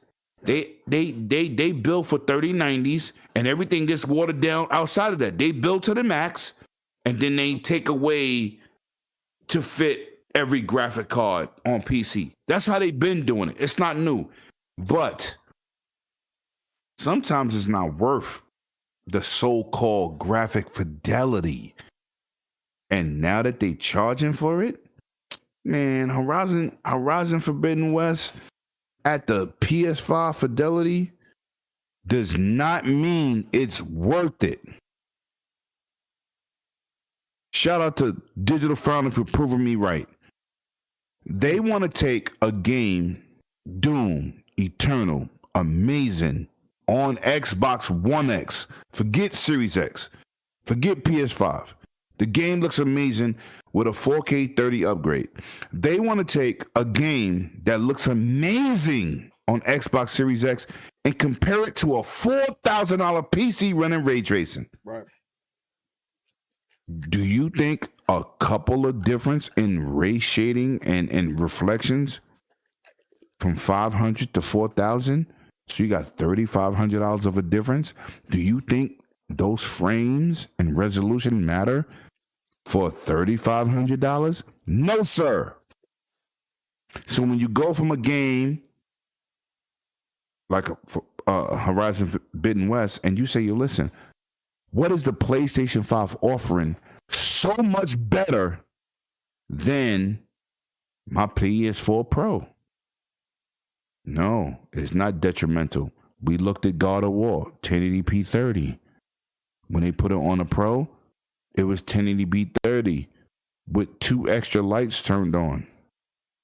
It wasn't worth it to buy a Pro. Because when they did a side-by-side comparison with God of War looks amazing. I don't give a goddamn what resolution it is at. It looked amazing. So now when you get to PS5 and they tell you, oh, this is built from the ground up. But what the hell is the PS5 providing over the Pro? Really? And you charging an extra dub? $80 plus tax? Nah, dude. But hold on. Nah. It gets worse. It gets worse. I'm gonna tell you why right here in a second. Can I just comment on what he just said? Yeah, and go it still don't look nowhere near as good as it does on my PC. It still doesn't. But you know even what? with them You're the charging that minority. extra. You're the minority. Yo, Minority. PK, you spent minority. You But they spent a act lot like of money. that boy. Well, That boy I been get it. dragging. I'm just trying No. I'm trying to jump on I'm stuttering a little bit, thing. but let's be real here. PK is a high-end dude. I'm a high-end dude. I got a high-end PC too. What I'm saying is, you can't equate what we purchase over the average person. But because we're looking at ray tracing at the max. We do things that other people can't do. I get all that, but this the thing. This is beyond that. Yes, facts. If people, you guys have these type of PCs, there's nothing wrong with to brag about them because I mean that's what you have. I'm not bragging. I'm just saying. No, I don't even like Digital Foundry for that. I know, but this is the point that I'm trying to say on this is that listen, PK, I agree with PK and where he was going with this is because of the fact that it doesn't matter because it still doesn't equate because it doesn't equate for what people have to play. The console gamers, they're buying their elite version of their console with the PS5. That's where the investment was. That's why people spend half a rack for that, right? Or half a grand. And so therefore they look at it from this situation as like, I've invested into your console. So for me, I've already proved to you that I'm all in. Anybody that pays $500 for anything that's not something that's not a necessity, they're all in. So when you start asking people, I like that, I appreciate that, but you know what? We really enjoyed the fact that you bought our product, but we just want a little bit more. We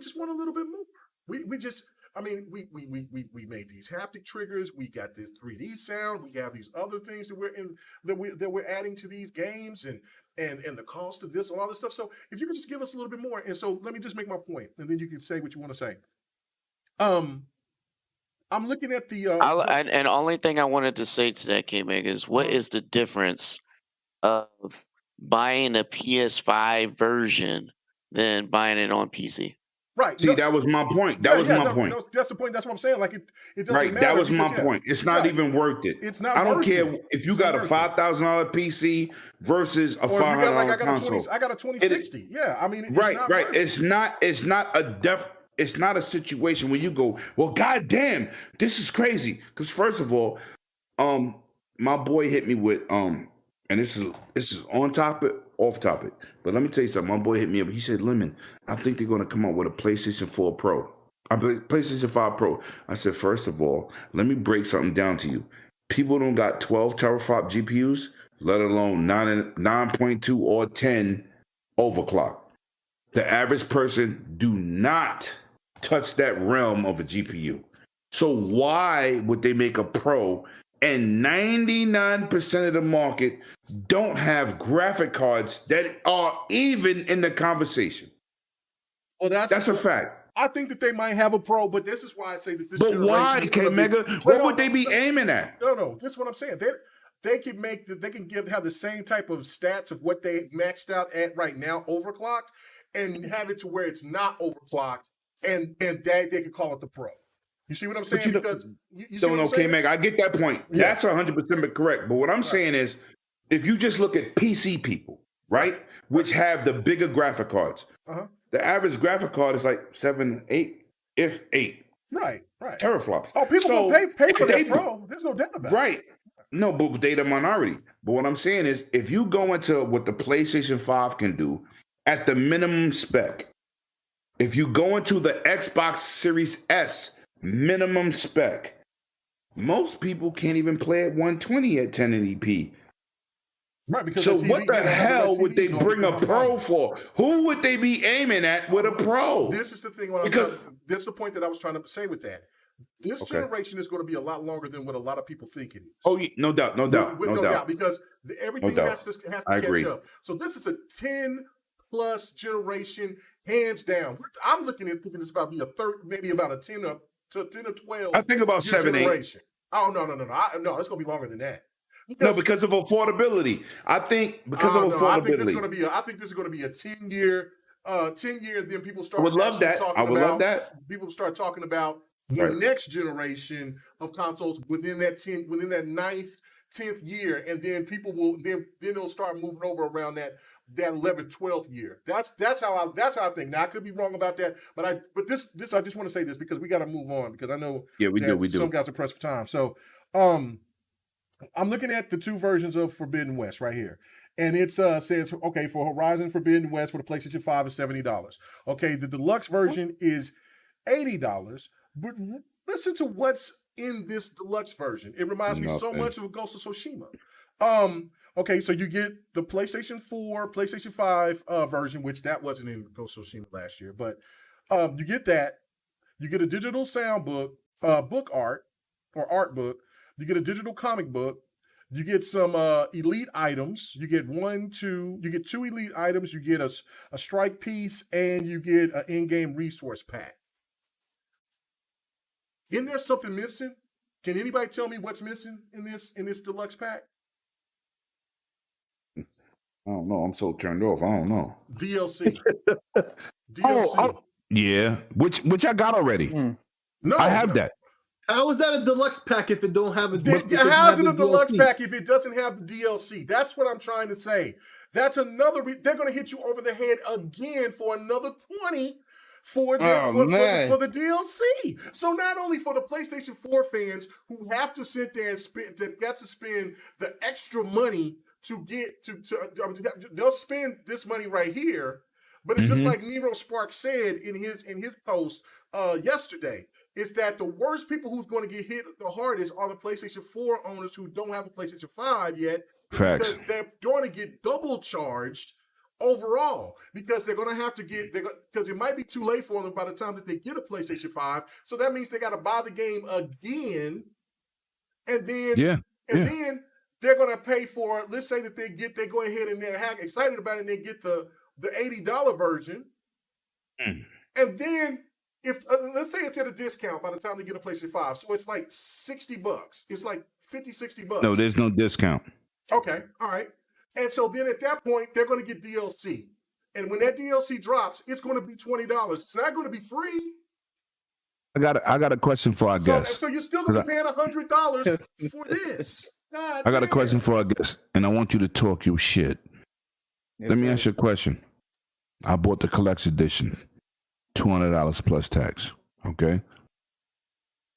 In everything that Sony promoted and removing the original copy from the store at $200 plus, where do we stand?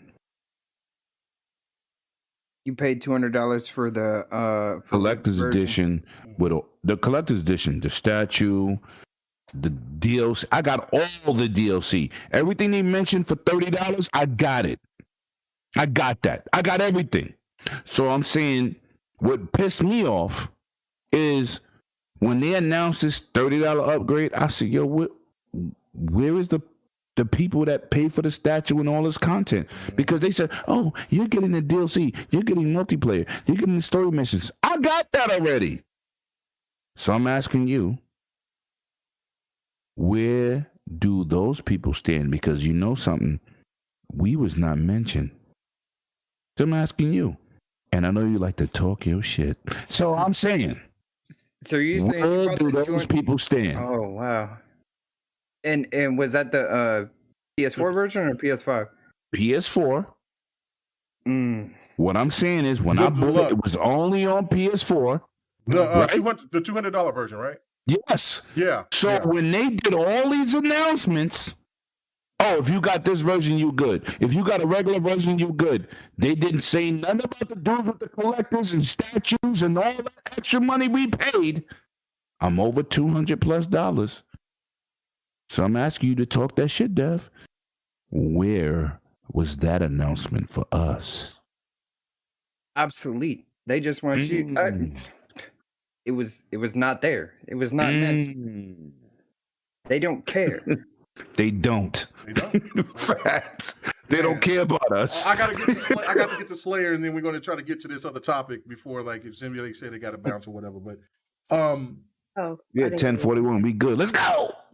Slayer. Yes, sir. You said to hit you last.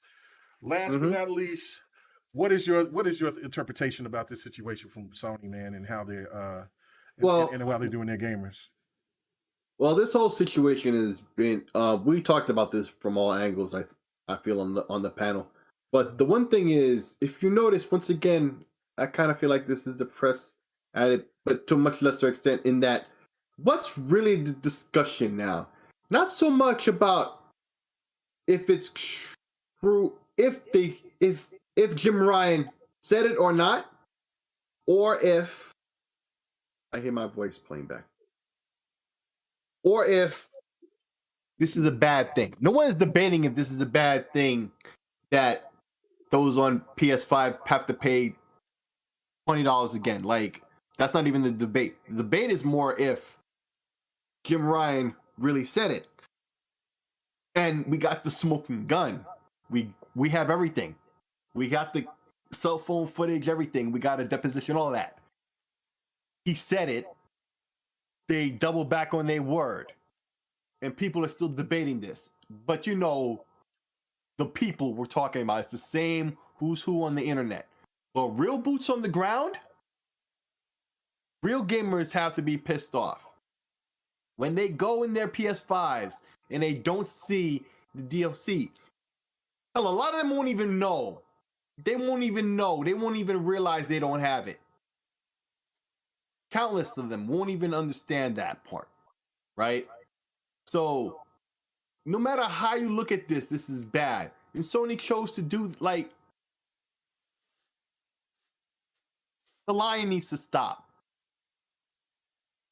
The simple fact is, nothing about this is the way it should be done. The lying needs to stop. No one's even debating if it was good or bad because it's obvious. Nothing about this is the way it should be done. Needs to stop. More being debated if it was said, even though we have the proof. If it was good or bad, because it's obvious. You can't debate against that. It's just, this is fucked up. Sony, what's wrong with you? Like, what the hell? Who wants any of this? Period. It's just ridiculous, I think. That's all. Okay. All right. I'll come to you first on this other topic. And so, because I really need y'all guys' expertise on this.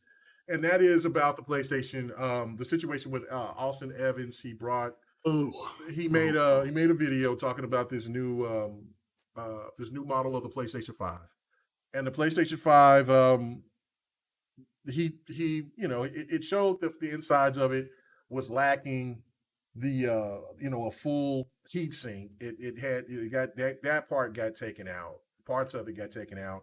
It's no longer using copper, it's using aluminum. And he tested it from the back. Now there's people that's questioned the way that he put a temperature on the back of the PlayStation 5. It said, because it showed that it was running hotter than the regular version or the launch version of the PlayStation 5. So people are questioning about the thing of getting hot. But people can't question about the switch up of the of aluminum from copper and for them taking parts of the heat sink out. What is when you looked? I'm sure you looked at that. What was your initial thoughts about that? Do you feel that there should be some concerns? Now, listen, I know for the right now, when people get that console and they'll start playing it, it's not going to be a problem now. But could this potentially be a problem? Because I remember with you and PK, when we was talking about those SSDs, Lemon was involved as well, but it was primarily you and PK that was talking about those SSDs and how hot they can run. Is this something that potentially, with that, when people start adding those SSDs inside of these new, I'm going to cut to the chase. Yes, absolutely. Okay. All right. Is there a problem in the future? Problem. Okay. All right. This is a worse situation. It's a worse situation than they made, and they willingly chose to make the situation worse for no other reason than money and their own pockets. That's it, right? In fact, like the new fan that they're using in that model, runs 5 watts more electricity, right? I think that's the balance in it, that it runs fast, so it's costing you more money. Right. It's going, right. Yeah. Right. So it's less efficient. Okay. So it's less efficient, and remember, this is a variably overclocked system at all times. Basically, when you're running games, remember it overclocks. Depending on heat and available. Headroom for overclocking. You done lost 9 degrees of overclocking headroom for your own pockets. Your system's gonna perform worse now in head-to-heads. You do understand you're already losing at that, right? Sometimes horribly, sometimes inexplicably, because you have your SSD that, by all accounts, should be performing a lot better than it is. Heat's gonna be a problem in relation to that as well. That may start performing even worse. Yeah, and still, heat affects everything. Heat affects the life of the system. Because if all things seem to be equal on the system, everything else is the same. It's just the heat sink. Yo, I was sweating bullets because the day before, my brother got the PS5 that I got from Sony. He got it. And then the day after that, this video comes out.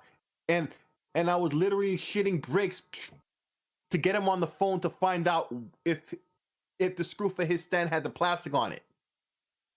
Because if it did, that meant he got the shittier system. And I was scared about that for real. Because my opinion now I've got to wait till at least the PSVR 2 combo pack-in system. Hopefully by then they have some kind of revision, like a relevant one that changes the factors of this game right now, because they're losing big time and they're choosing to make the situation worse for their own pockets. It's only that reason. This is stupid. But then this whole thing with Austin Evans, this is the worst thing. He put out a video. He doubled down.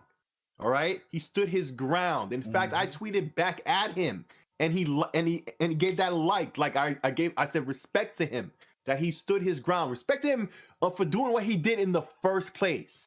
He did the real reporting. Didn't care whose feelings it hurt. He did it, and remember, he did it with the Xbox Series X too. He did more with the Xbox Series X. He put it in a box. He did all types of things to the Series X. Right, and those same people all the time on the internet, they seem to have more influence than people want to accept or realize, right? And just say, oh, just ignore them. No, they seem to have an impact. But even on the boots of the ground, still says, like, people got to be concerned about this. This is not good. You see it in the amount of systems they make and are out in the whole SSD. It's all related. So, like, no, like, they really need a new model system. Either, they could finally die shrink the SoC, right? Or something to get these temperatures down, to get the system at least perform the way they promised it would have.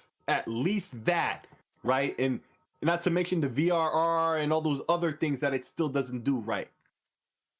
Maybe they'll finally have an HDMI port that actually uses the full bandwidth, right? Because it's not even enough for full 4K 120. It's 32 gigs. It needs to at least be 40. It's 32. That's probably why it doesn't have the VRR. I have no idea. But they have problems to fix, let's say, right? And people tried to dox. No, not tried to. They did. They doxed this guy. Death threats all of that. The same clowns once again on this internet that I was saying before, that people seem to act like, oh, they don't they do still, and they do these negative crazy things.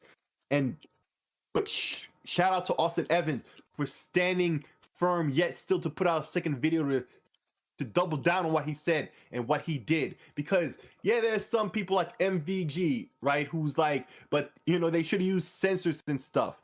But even then, yet and still, yeah, it's not the most accurate way to measure this, but yet and still, it's still 9 degrees hotter on the outside, and that's not supposed to be happening.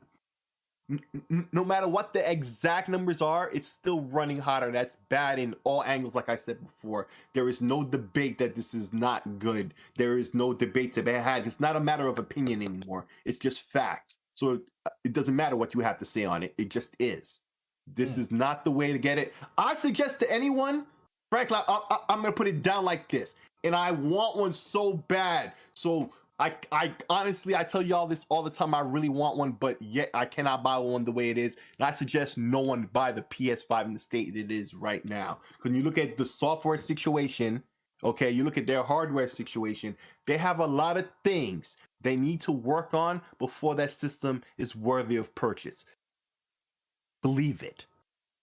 All right. Okay. What about you, PK? You co-sign what Sick had to say, or do you have a different take on this? Should gamers be concerned about this newer model PlayStation 5? I feel like people should spend their money on whatever they want. If they want it that bad, then do what they got to do. Is it technically some concerns? Sure. I mean, most people who are buying PS5s now don't care. So that part is true. Yep. There's no reason to tell them not to buy it. They're going to spend their money on what they want. Yeah. However, they should also keep in mind that there is a technical issue. We just got through talking about game issues. Now you're talking about hardware technical issues. So, but at the end of the day, it's going to be up to them what they want to get and be happy about their purchase, because Sony's warranty and refund policies won't make you happy. You'll be pretty sad. All right, pretty short and quick. Got you. All right, what about you, Devin? What do you think, man? Is this one of these things that put you on pause, or is it something that you're like, okay, look, I think I could trust this console? Is it a wait and see, or is it something that you just kind of like, once I get a PlayStation 5 available to me, I'm just going to go ahead and cop? Absolutely not. Not from what I've seen of this new console.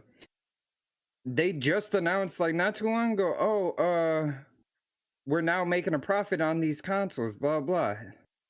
Right before they put out the revision PS5, they said that they're not taking a loss on consoles anymore. So that seems pretty iffy to me. Like you just stopped taking a loss on consoles, all of a sudden you're putting out a revision one with less sufficient parts. Like these are worse kind of parts. Worse parts than the launch console. What the fuck are they doing? Well, some people will say, I'm just saying, some people would say, like, well, PlayStation has done this numerous times. They always do these revisions. So, now the question is that, which I don't know this, is do they do cheaper parts? Well, I guess, yeah, with the PlayStation 3, they definitely did cheaper parts, because if you go back and you look at that, so I don't know. But what if the people that says, look, man, PlayStation is known to do this, so we shouldn't worry? What would you say to them? I would talk about how it has a higher heat index, of course, and the cheaper parts definitely don't help anything. And I would say that they're thinking of their own pockets. Sony is. They're using as the fact that they're using cheaper parts because they're not taking a loss anymore. And they have a history of heating issues in their consoles in the first place. If you look back at the PS3. That is true. So I would tell them to keep an eye on that, and I would say wait and see. Yeah, basically wait and see what happens with these newer consoles with the new parts and the higher heat index, and like be very wary about installing that SSD into the new console because it's gonna really get hot. So I don't want to get a PlayStation 5 at this time right now. Okay, all right. What about you, D? Where are you at on this, man? Are you reluctant, or are you just kind of like, you know what, it'll work itself out eventually? You know, PlayStation will find a way. As someone who knows at some point, you know, I want to get a PS5, this is just kind of cementing my decision to wait. And I don't pretend to know about the heat sinks. He's pushing back the goalposts, I guess you want to say. Yeah, the thing I feel that is, same way. my thing is this. I try to, before making a large purchase of any kind, I like to kind of look at what the people are saying. Like, it's similar to, for example, when Fallout 76 came out, I pre-ordered the Helmet Edition. But once I started going to Reddit, once I started going on Twitter, and once I started listening to the Fallout fans about what their concerns were for the game, I canceled it because it seemed like there was too much going on that was against the grain, and it just wasn't a sound purchase. And I feel the same with the PS5. Reason being, the people that I'm hearing like, oh yeah, it's fine, it's great, it's fine, it's great, are not people who are that I'm personally interacting with. They're not tech people. They're not people that are saying, you know, these concerns about the heat sink are unfounded, you know, and kind of presenting their case. They're just like, no, it's fine, it's great. You know what I'm saying? Like, there's nothing behind it. I mean, even if I wanted a PS5 right now, I couldn't find one. But like Kamiya said, every iteration of a PlayStation, as far as a generation, cheaper materials are used. And the PS3 is a great example because I got the third generation, which was extremely cheap plastic. That the disk drive was just a release mechanism. So it worked, but there was no denying that the material was extremely cheap. You just dropped the disc in with a cheap plastic cover. So I don't recall the specs being any different. I'm just kind of laying low and just keeping my eye out, keeping my ear out to what people are saying about the system. And honestly, there's just so much going on with this system. Every time I hear about it, it's another concern. And $550, especially when none of my stuff really, you know, transfers, to me, is just not a sound investment. And it's kind of the reason I went with my Series X because it was continuity. I literally could just pick up where I left off with my one. I don't feel like I can do that with my PS4. Going to going to a PS5. So, we'll see what happens. We'll see what happens with the first gen. If that's going to cause an issue, is that going to be like the PS3 with the backwards compatible models where the price of those are going to shoot up because you can't find them? Who knows? But I just know for me, I'm not in any kind of rush. I'm still going to wait. I'm still waiting for a physical remodel that I know is coming. A smaller model, different colors. I'm not saying it needs to be cheaper because I honestly, given what the Xbox and the PlayStation 5 are offering, I don't think 500 for me is too high, honestly, especially when last gen started at 4. So I don't mind the price. It is the engineering of it. It's the lack of that external store, or a easier solution for the external storage. So I'm gonna just go ahead and wait because I'm telling you right now, if you don't go through Sony and you change that SD card inside of it, that SSD, trading it in, GameStop's not going to take it because they're going to plug your shit in and they're going to see that you have more memory than is stock. And it's going to be considered altered and they're not going to take it. So until they have a solution that is plug and play or something more feasible, I can't. I'm telling you from experience. I just turn away so many PS4 because it's like, there's a 5 terabyte hard drive. And it's like, yeah, I put extra in there. Yeah, we can't take it. It has to be a stock system out the box. It has to be exactly how it comes to the box. Oh wow. So yeah, so that's what I'm saying. Like people are beta testing, and it's people over here are going to be adding these. Stupid question of the week. Yeah. Real stupid question. I assume so. If you had, say, a PS4 and you had a hard drive in it, it would behoove you take it out and try to put it back together as best originally as you could make it and bring it in like that, and you guys wouldn't care if you notice. Technically, right. Technically. So what happens with when you take your shit to GameStop? They're hooking it up to a monitor, and they're like, "Hey, we need to make sure it's working. We need to make sure it connects to the internet, and we need to make sure that the disk drive works." Obviously, the digital, you're not going to have that issue.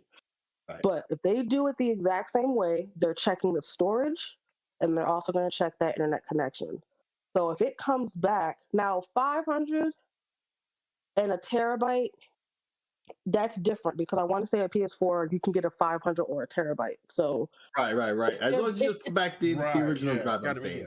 But if they're being by the book, they might flip over your console, see what the model is. Yep, I've seen people and do say, that. Hey, your model says you should be at 500 and you're at a terabyte. But that happens rarely, to be honest. Oh, I see somebody do that. I seen a guy do that at GameStop. He brought his PlayStation in and he went there and did that. That's why I was like, yeah, no, I'm sorry. Go ahead.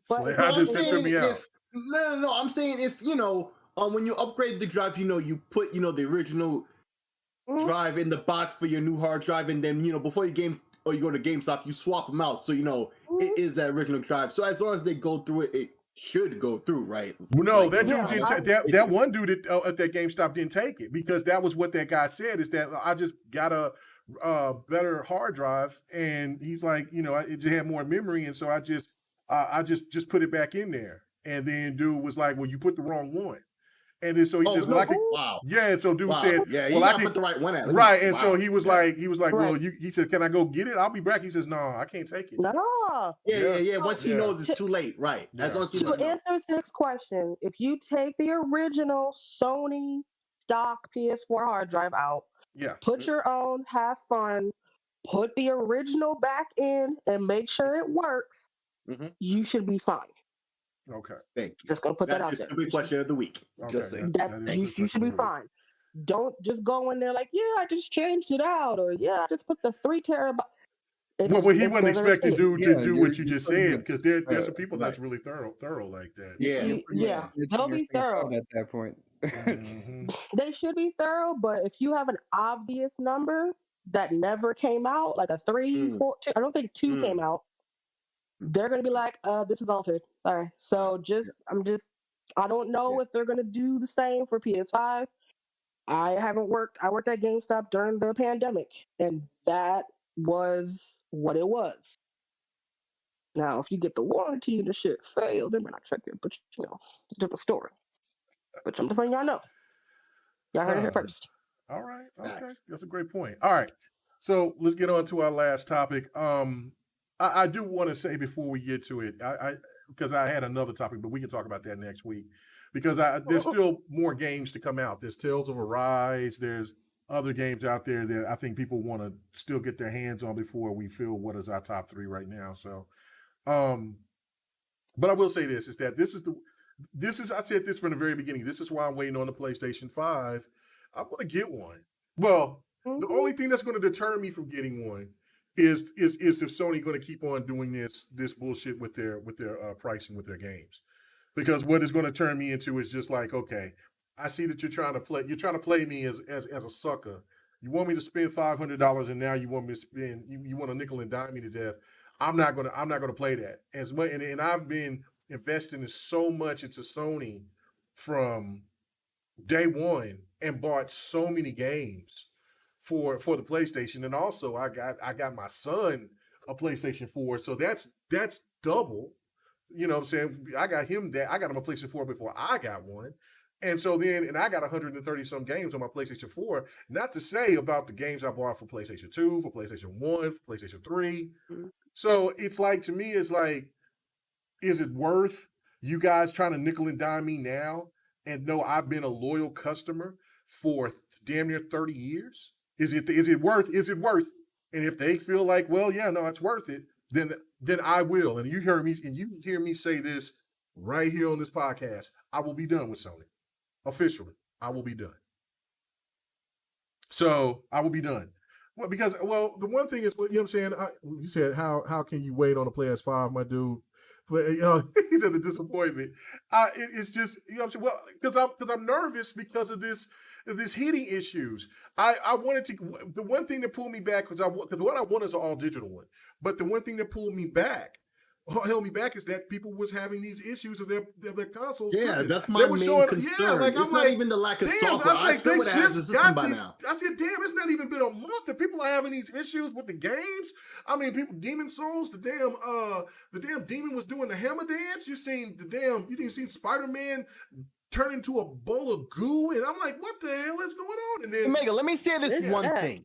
Yeah. Let me say there was one thing like this, and this has to make the point. Yeah. I got the golden ticket from Sony. Oh, see, I didn't get it. See, right? Because I signed up on the website and yeah. forgot even. They gave me an email, was like, on this date at this time, within 3 hours, I think, or 2 hours, you can order a PS5 and you're guaranteed to get one because it's your turn on the list.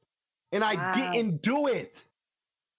I just said to you like a minute ago, I still would have had one without the software by now normally. That's what I do with the PS4. I just walked in that spring after it came out, went to GameStop and picked one up. I didn't even pick up a game that day. Okay? I would have did that normally. It's this concern about the heat thing. About the heat. For real. Yeah, I've been talking about this for as long as I've been doing this podcasting thing. That's always been on my tongue. Always talking about this. I'm not confident in this. That's why I'm saying I suggest people don't buy the PS5. If you don't care, you don't care. You already decide you want to win anyway. It doesn't matter what I say. Right? But for me, for literal, obvious, not opinion reasons, there are too many to name, too many to even mention once again, but to say that's enough for me to say, nah, I don't need that right now.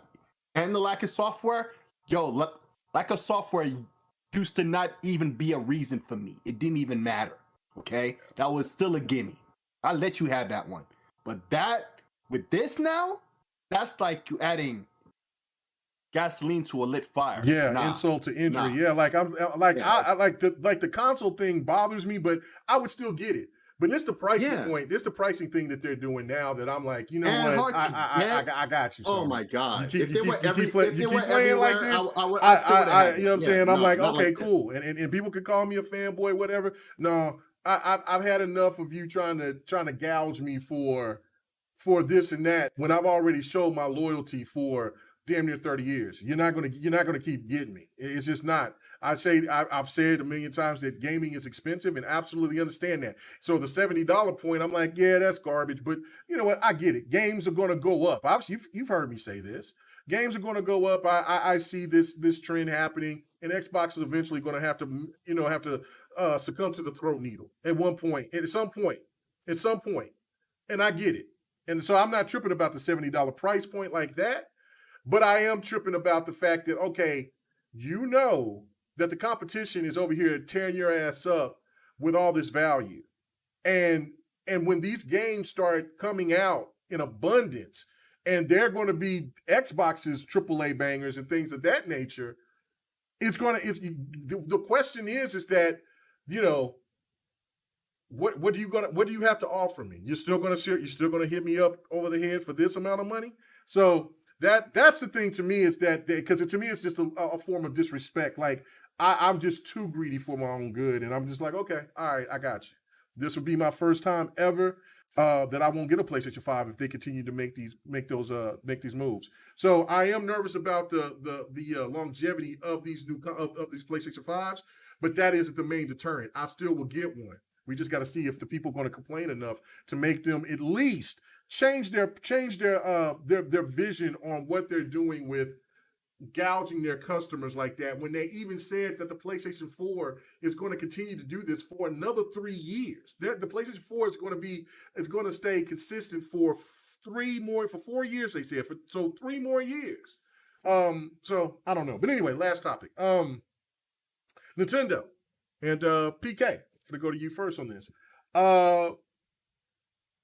What do you think about this whole Nintendo Color thing? Like, I mean, these games, it pretty much seems like this is what Nintendo is going to do. It's been reported.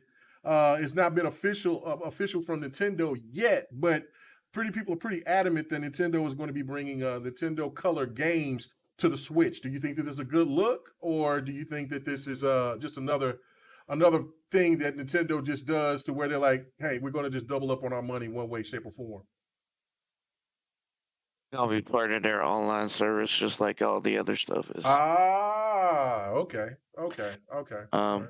But I do got to drop. So I would just say that it's probably going to be part of the online service, like the other Nintendo games right now. You know, if you sub, you can go and play any of those games. That's their Game Pass-like subscription deal, where you can play all their games. You can just play them. So I don't know. I can see it happening, but again, I don't know if you guys have Nintendo Online, but that's what it is. I do. You can just hop in there and play any of those I was just sitting there Nintendo games. I was playing Donkey Kong Sunday night. No, it was Monday. Yeah, Monday so night. Yeah, but there's a lot of games to pick from, though. I thought it was They like got a a they got a selection, hun- like a they got a small hun- selection. they got 100 games in there now. it's like it's kind of like their version of Game Pass.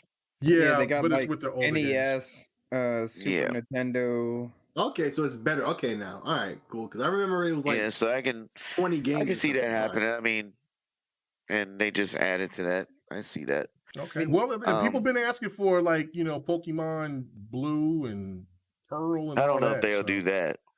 That'd be fire. I think that they'll do I that, don't but think I think so. that they're charged for them. I think that certain games they'll say, hey, look, we'll add a little enhancements, you know, I mean, 1080p mode. they already made that available on 3DS. I could see them maybe porting that piece, but you know, they definitely know Pokemon sells, so they're not going to. They're going to make sure they're going to sell it full price wherever it is. Yeah, Pokemon's gonna have to be paid. Yeah, they're gonna get that money But for Pokemon. before I go, I just want to say, you know, the release of Shang-Chi. I know this is off topic. Marvel's movie Shang-Chi, Legend of 10 Rings, and Xbox has partnered with Marvel to do a contest to get a special edition Shang-Chi Series X and a controller. So you guys should definitely go. Yeah. You guys should definitely go check that out. Try to get that. It's going to be a collector's edition, and it's going to be pretty dope. So definitely go try to enter and win. That'd be dope. Last thing is I did get my new Aqua Shift controller today, and it's pretty dope. Oh, did you? Nice. And Nice. it feels like a better grip.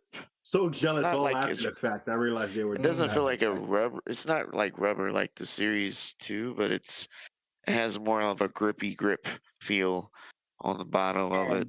Kind of like the Well, Sonic Shock, right? Does it feel like the Kate Diaz Gears 5 controller? I don't know if you. No, it feels better that and all one. that. It's probably the better feeling regular controller I've ever had.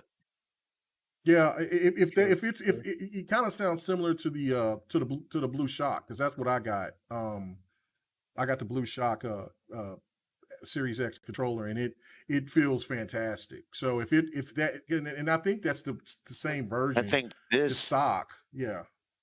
Well, yeah.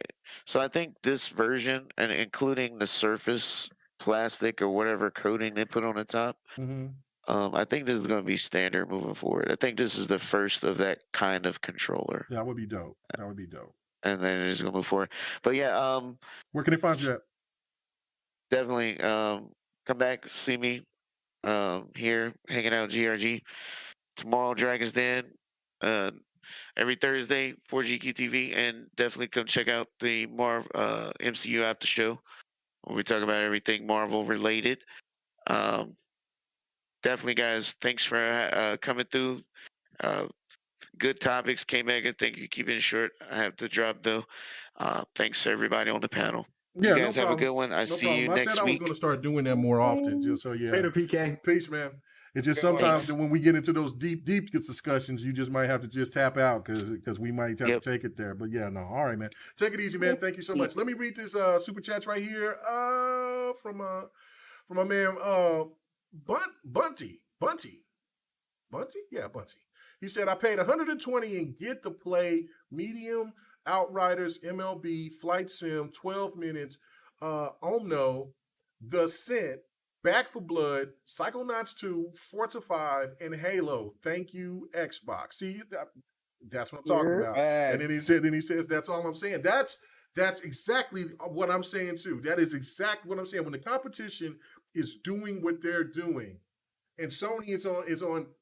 Listen, I said this back then when I got a chance to talk to Phil in that it was during the launch special or whatever, and somebody asked Phil that same question: are you considering, doing the $70 thing like PlayStation is doing?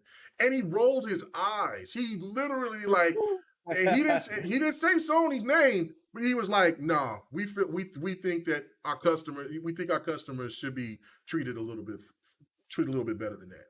But when first of all he rolled, 2 seconds. What'd you say? Can I be messy for 2 seconds? You can be messy all you want to. It's all right. Yes. Oh boy. Devin is over here like, I've been ready to release. So I ain't telling shout out nobody to not to be Bunty messy. saying, I paid $120, which to some people it's just like, I mean, that's $120.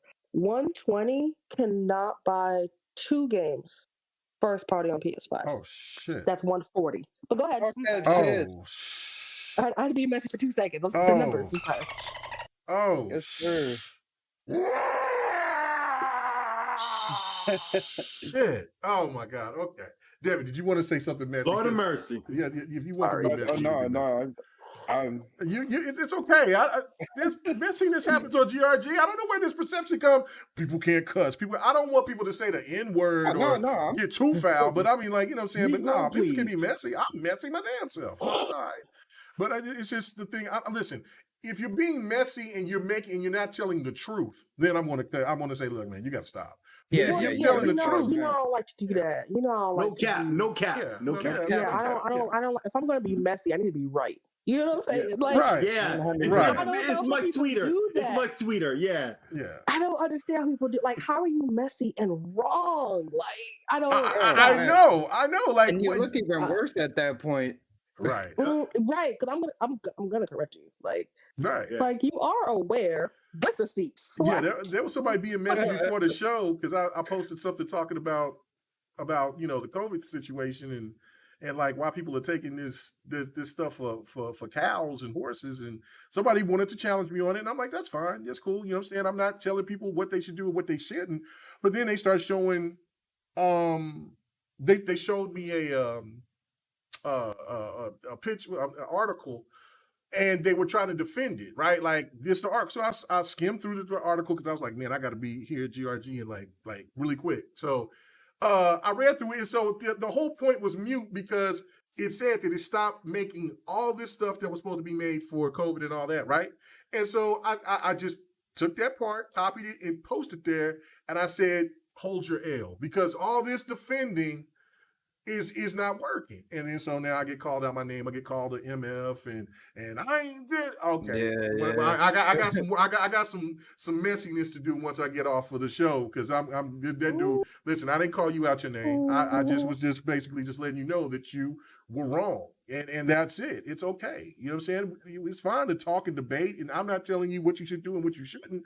But you know, I don't know. But yeah, no, being messy, I don't know. I just think it's a part of it. It's a part of it sometimes. It is Absolutely, sometimes. yeah. As long as you're not just disrespecting people, just talking about them in a nasty way, or you know, like I won't say anything Threatening.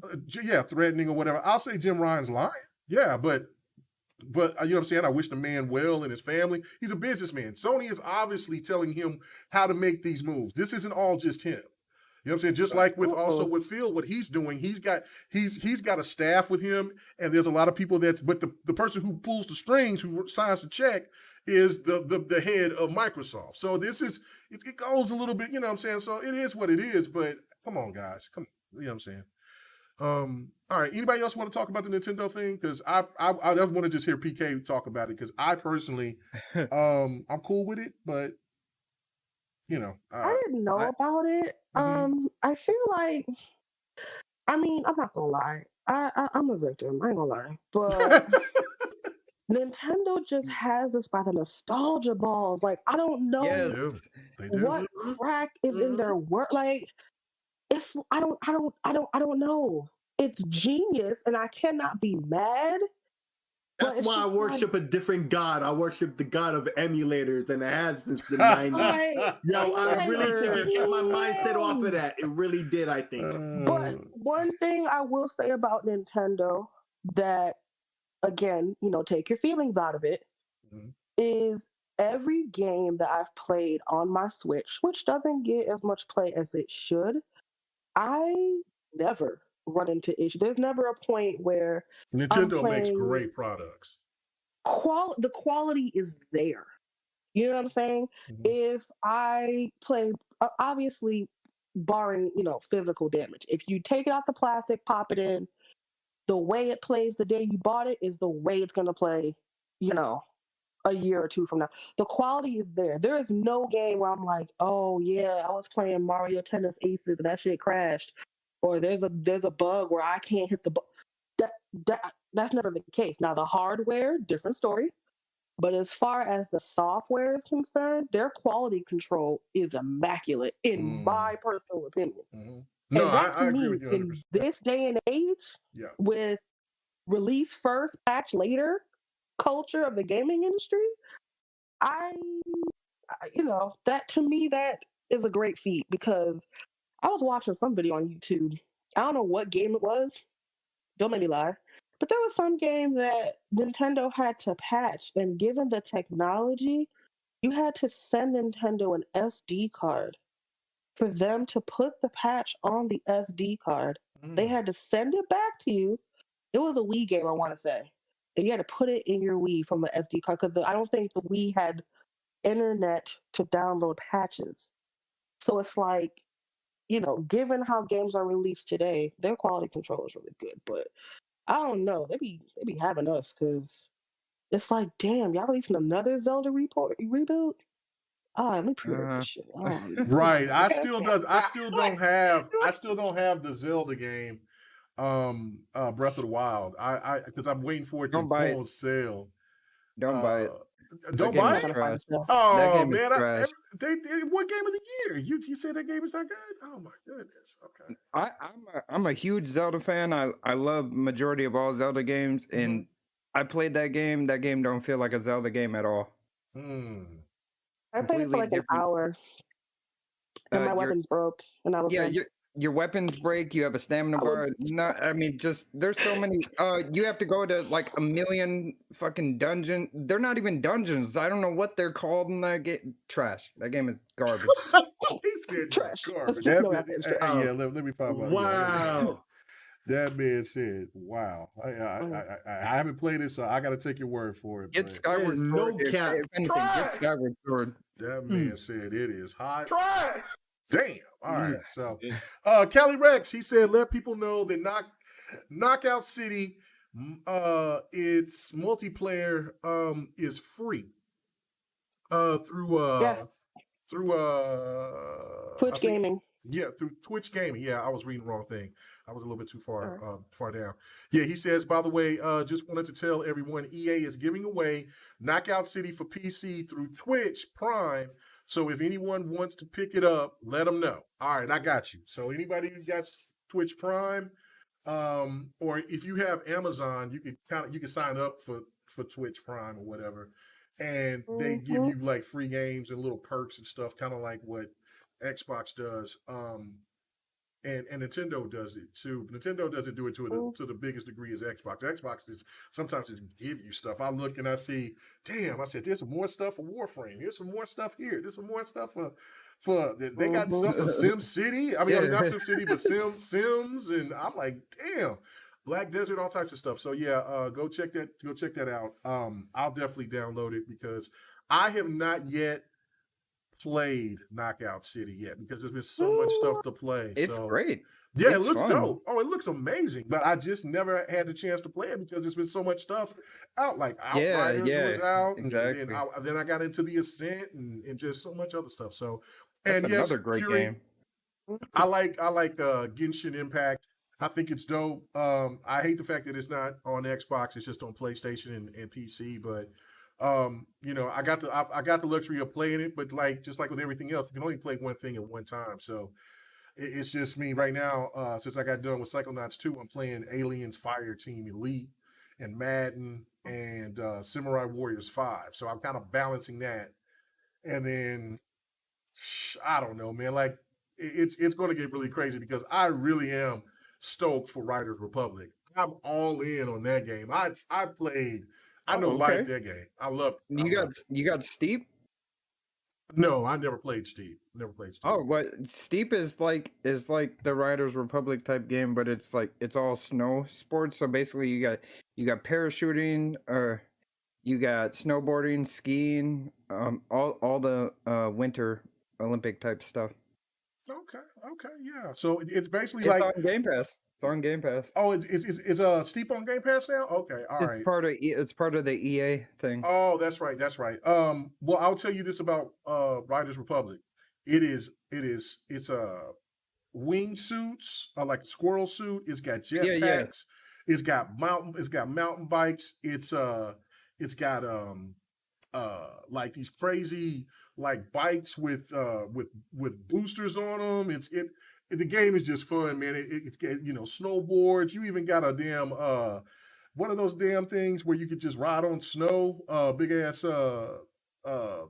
Snowmobile? Yeah, snowmobile. They got snowmobiles in it. So yeah, it's crazy. It's crazy. I was gonna say Steep has those wing gliders too, like the wing suits or whatever. Yeah, they have that in the game too. Yeah, so yeah, it's crazy. It's gonna be fire.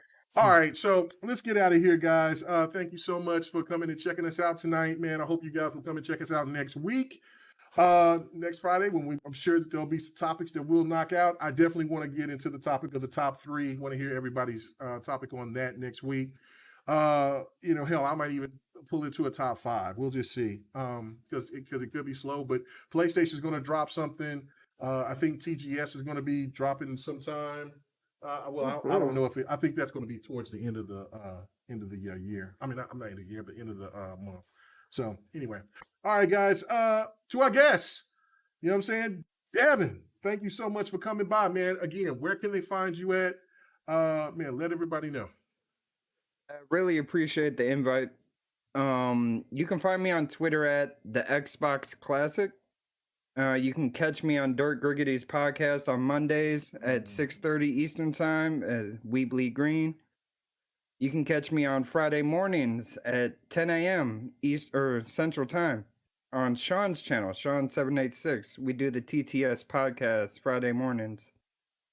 All right. And that's what, the Talk Your Shit podcast? Is that what it is? Talk That Shit podcast. Like you got a rap, man. You know what I'm saying? Look at this. That's great. All right, good stuff, man. Glad to have you on, man. Like I said, I want to hit up everybody, man, see if they can come. I'll even hit up Sean too, man, just to see if he'll stay up late and want to hop on and chat up with us. But yeah, I want to definitely link up and show some love to you guys and get y'all's thoughts while y'all collaborate with us, man. So no doubt. So thank you for coming on. All right, Six Layer, where can they find you at, brother? Well, you can find me every week right here on GRG.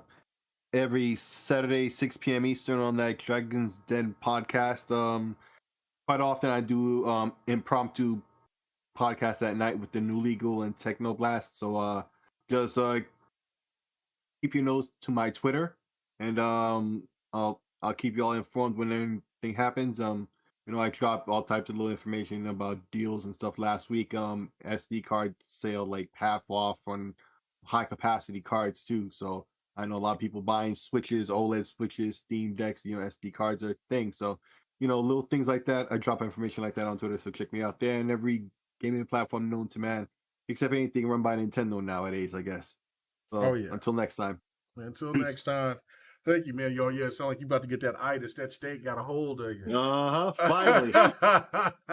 All right, and last but not least, D. Thank you so much, man. As always, very insightful. Let everybody know where they can find you at.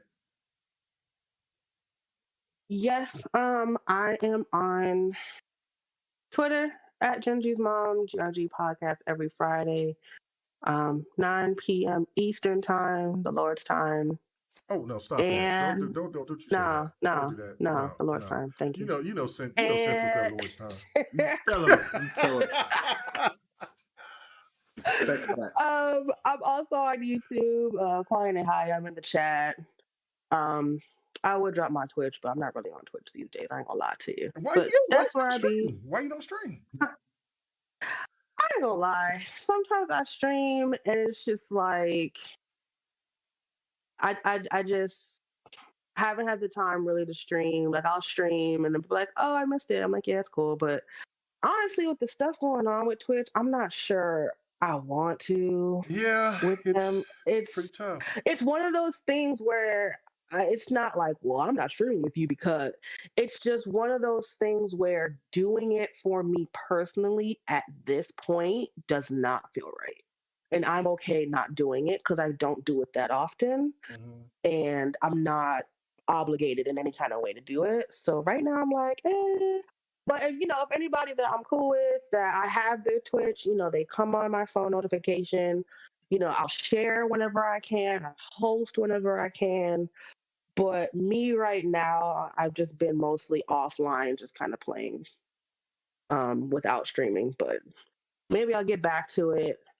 I was hoping this generation Xbox would do a YouTube integration like PlayStation, but the generation's still early, so who knows? Yeah, generation is definitely early, and no telling what could happen. Listen, as for me, I mean, I've already lost one home in Mixer, and so now I'm over here doing this stuff on Twitch. It's tough because I was really starting to take off on Mixer. It started just moving, and I was like, whoa!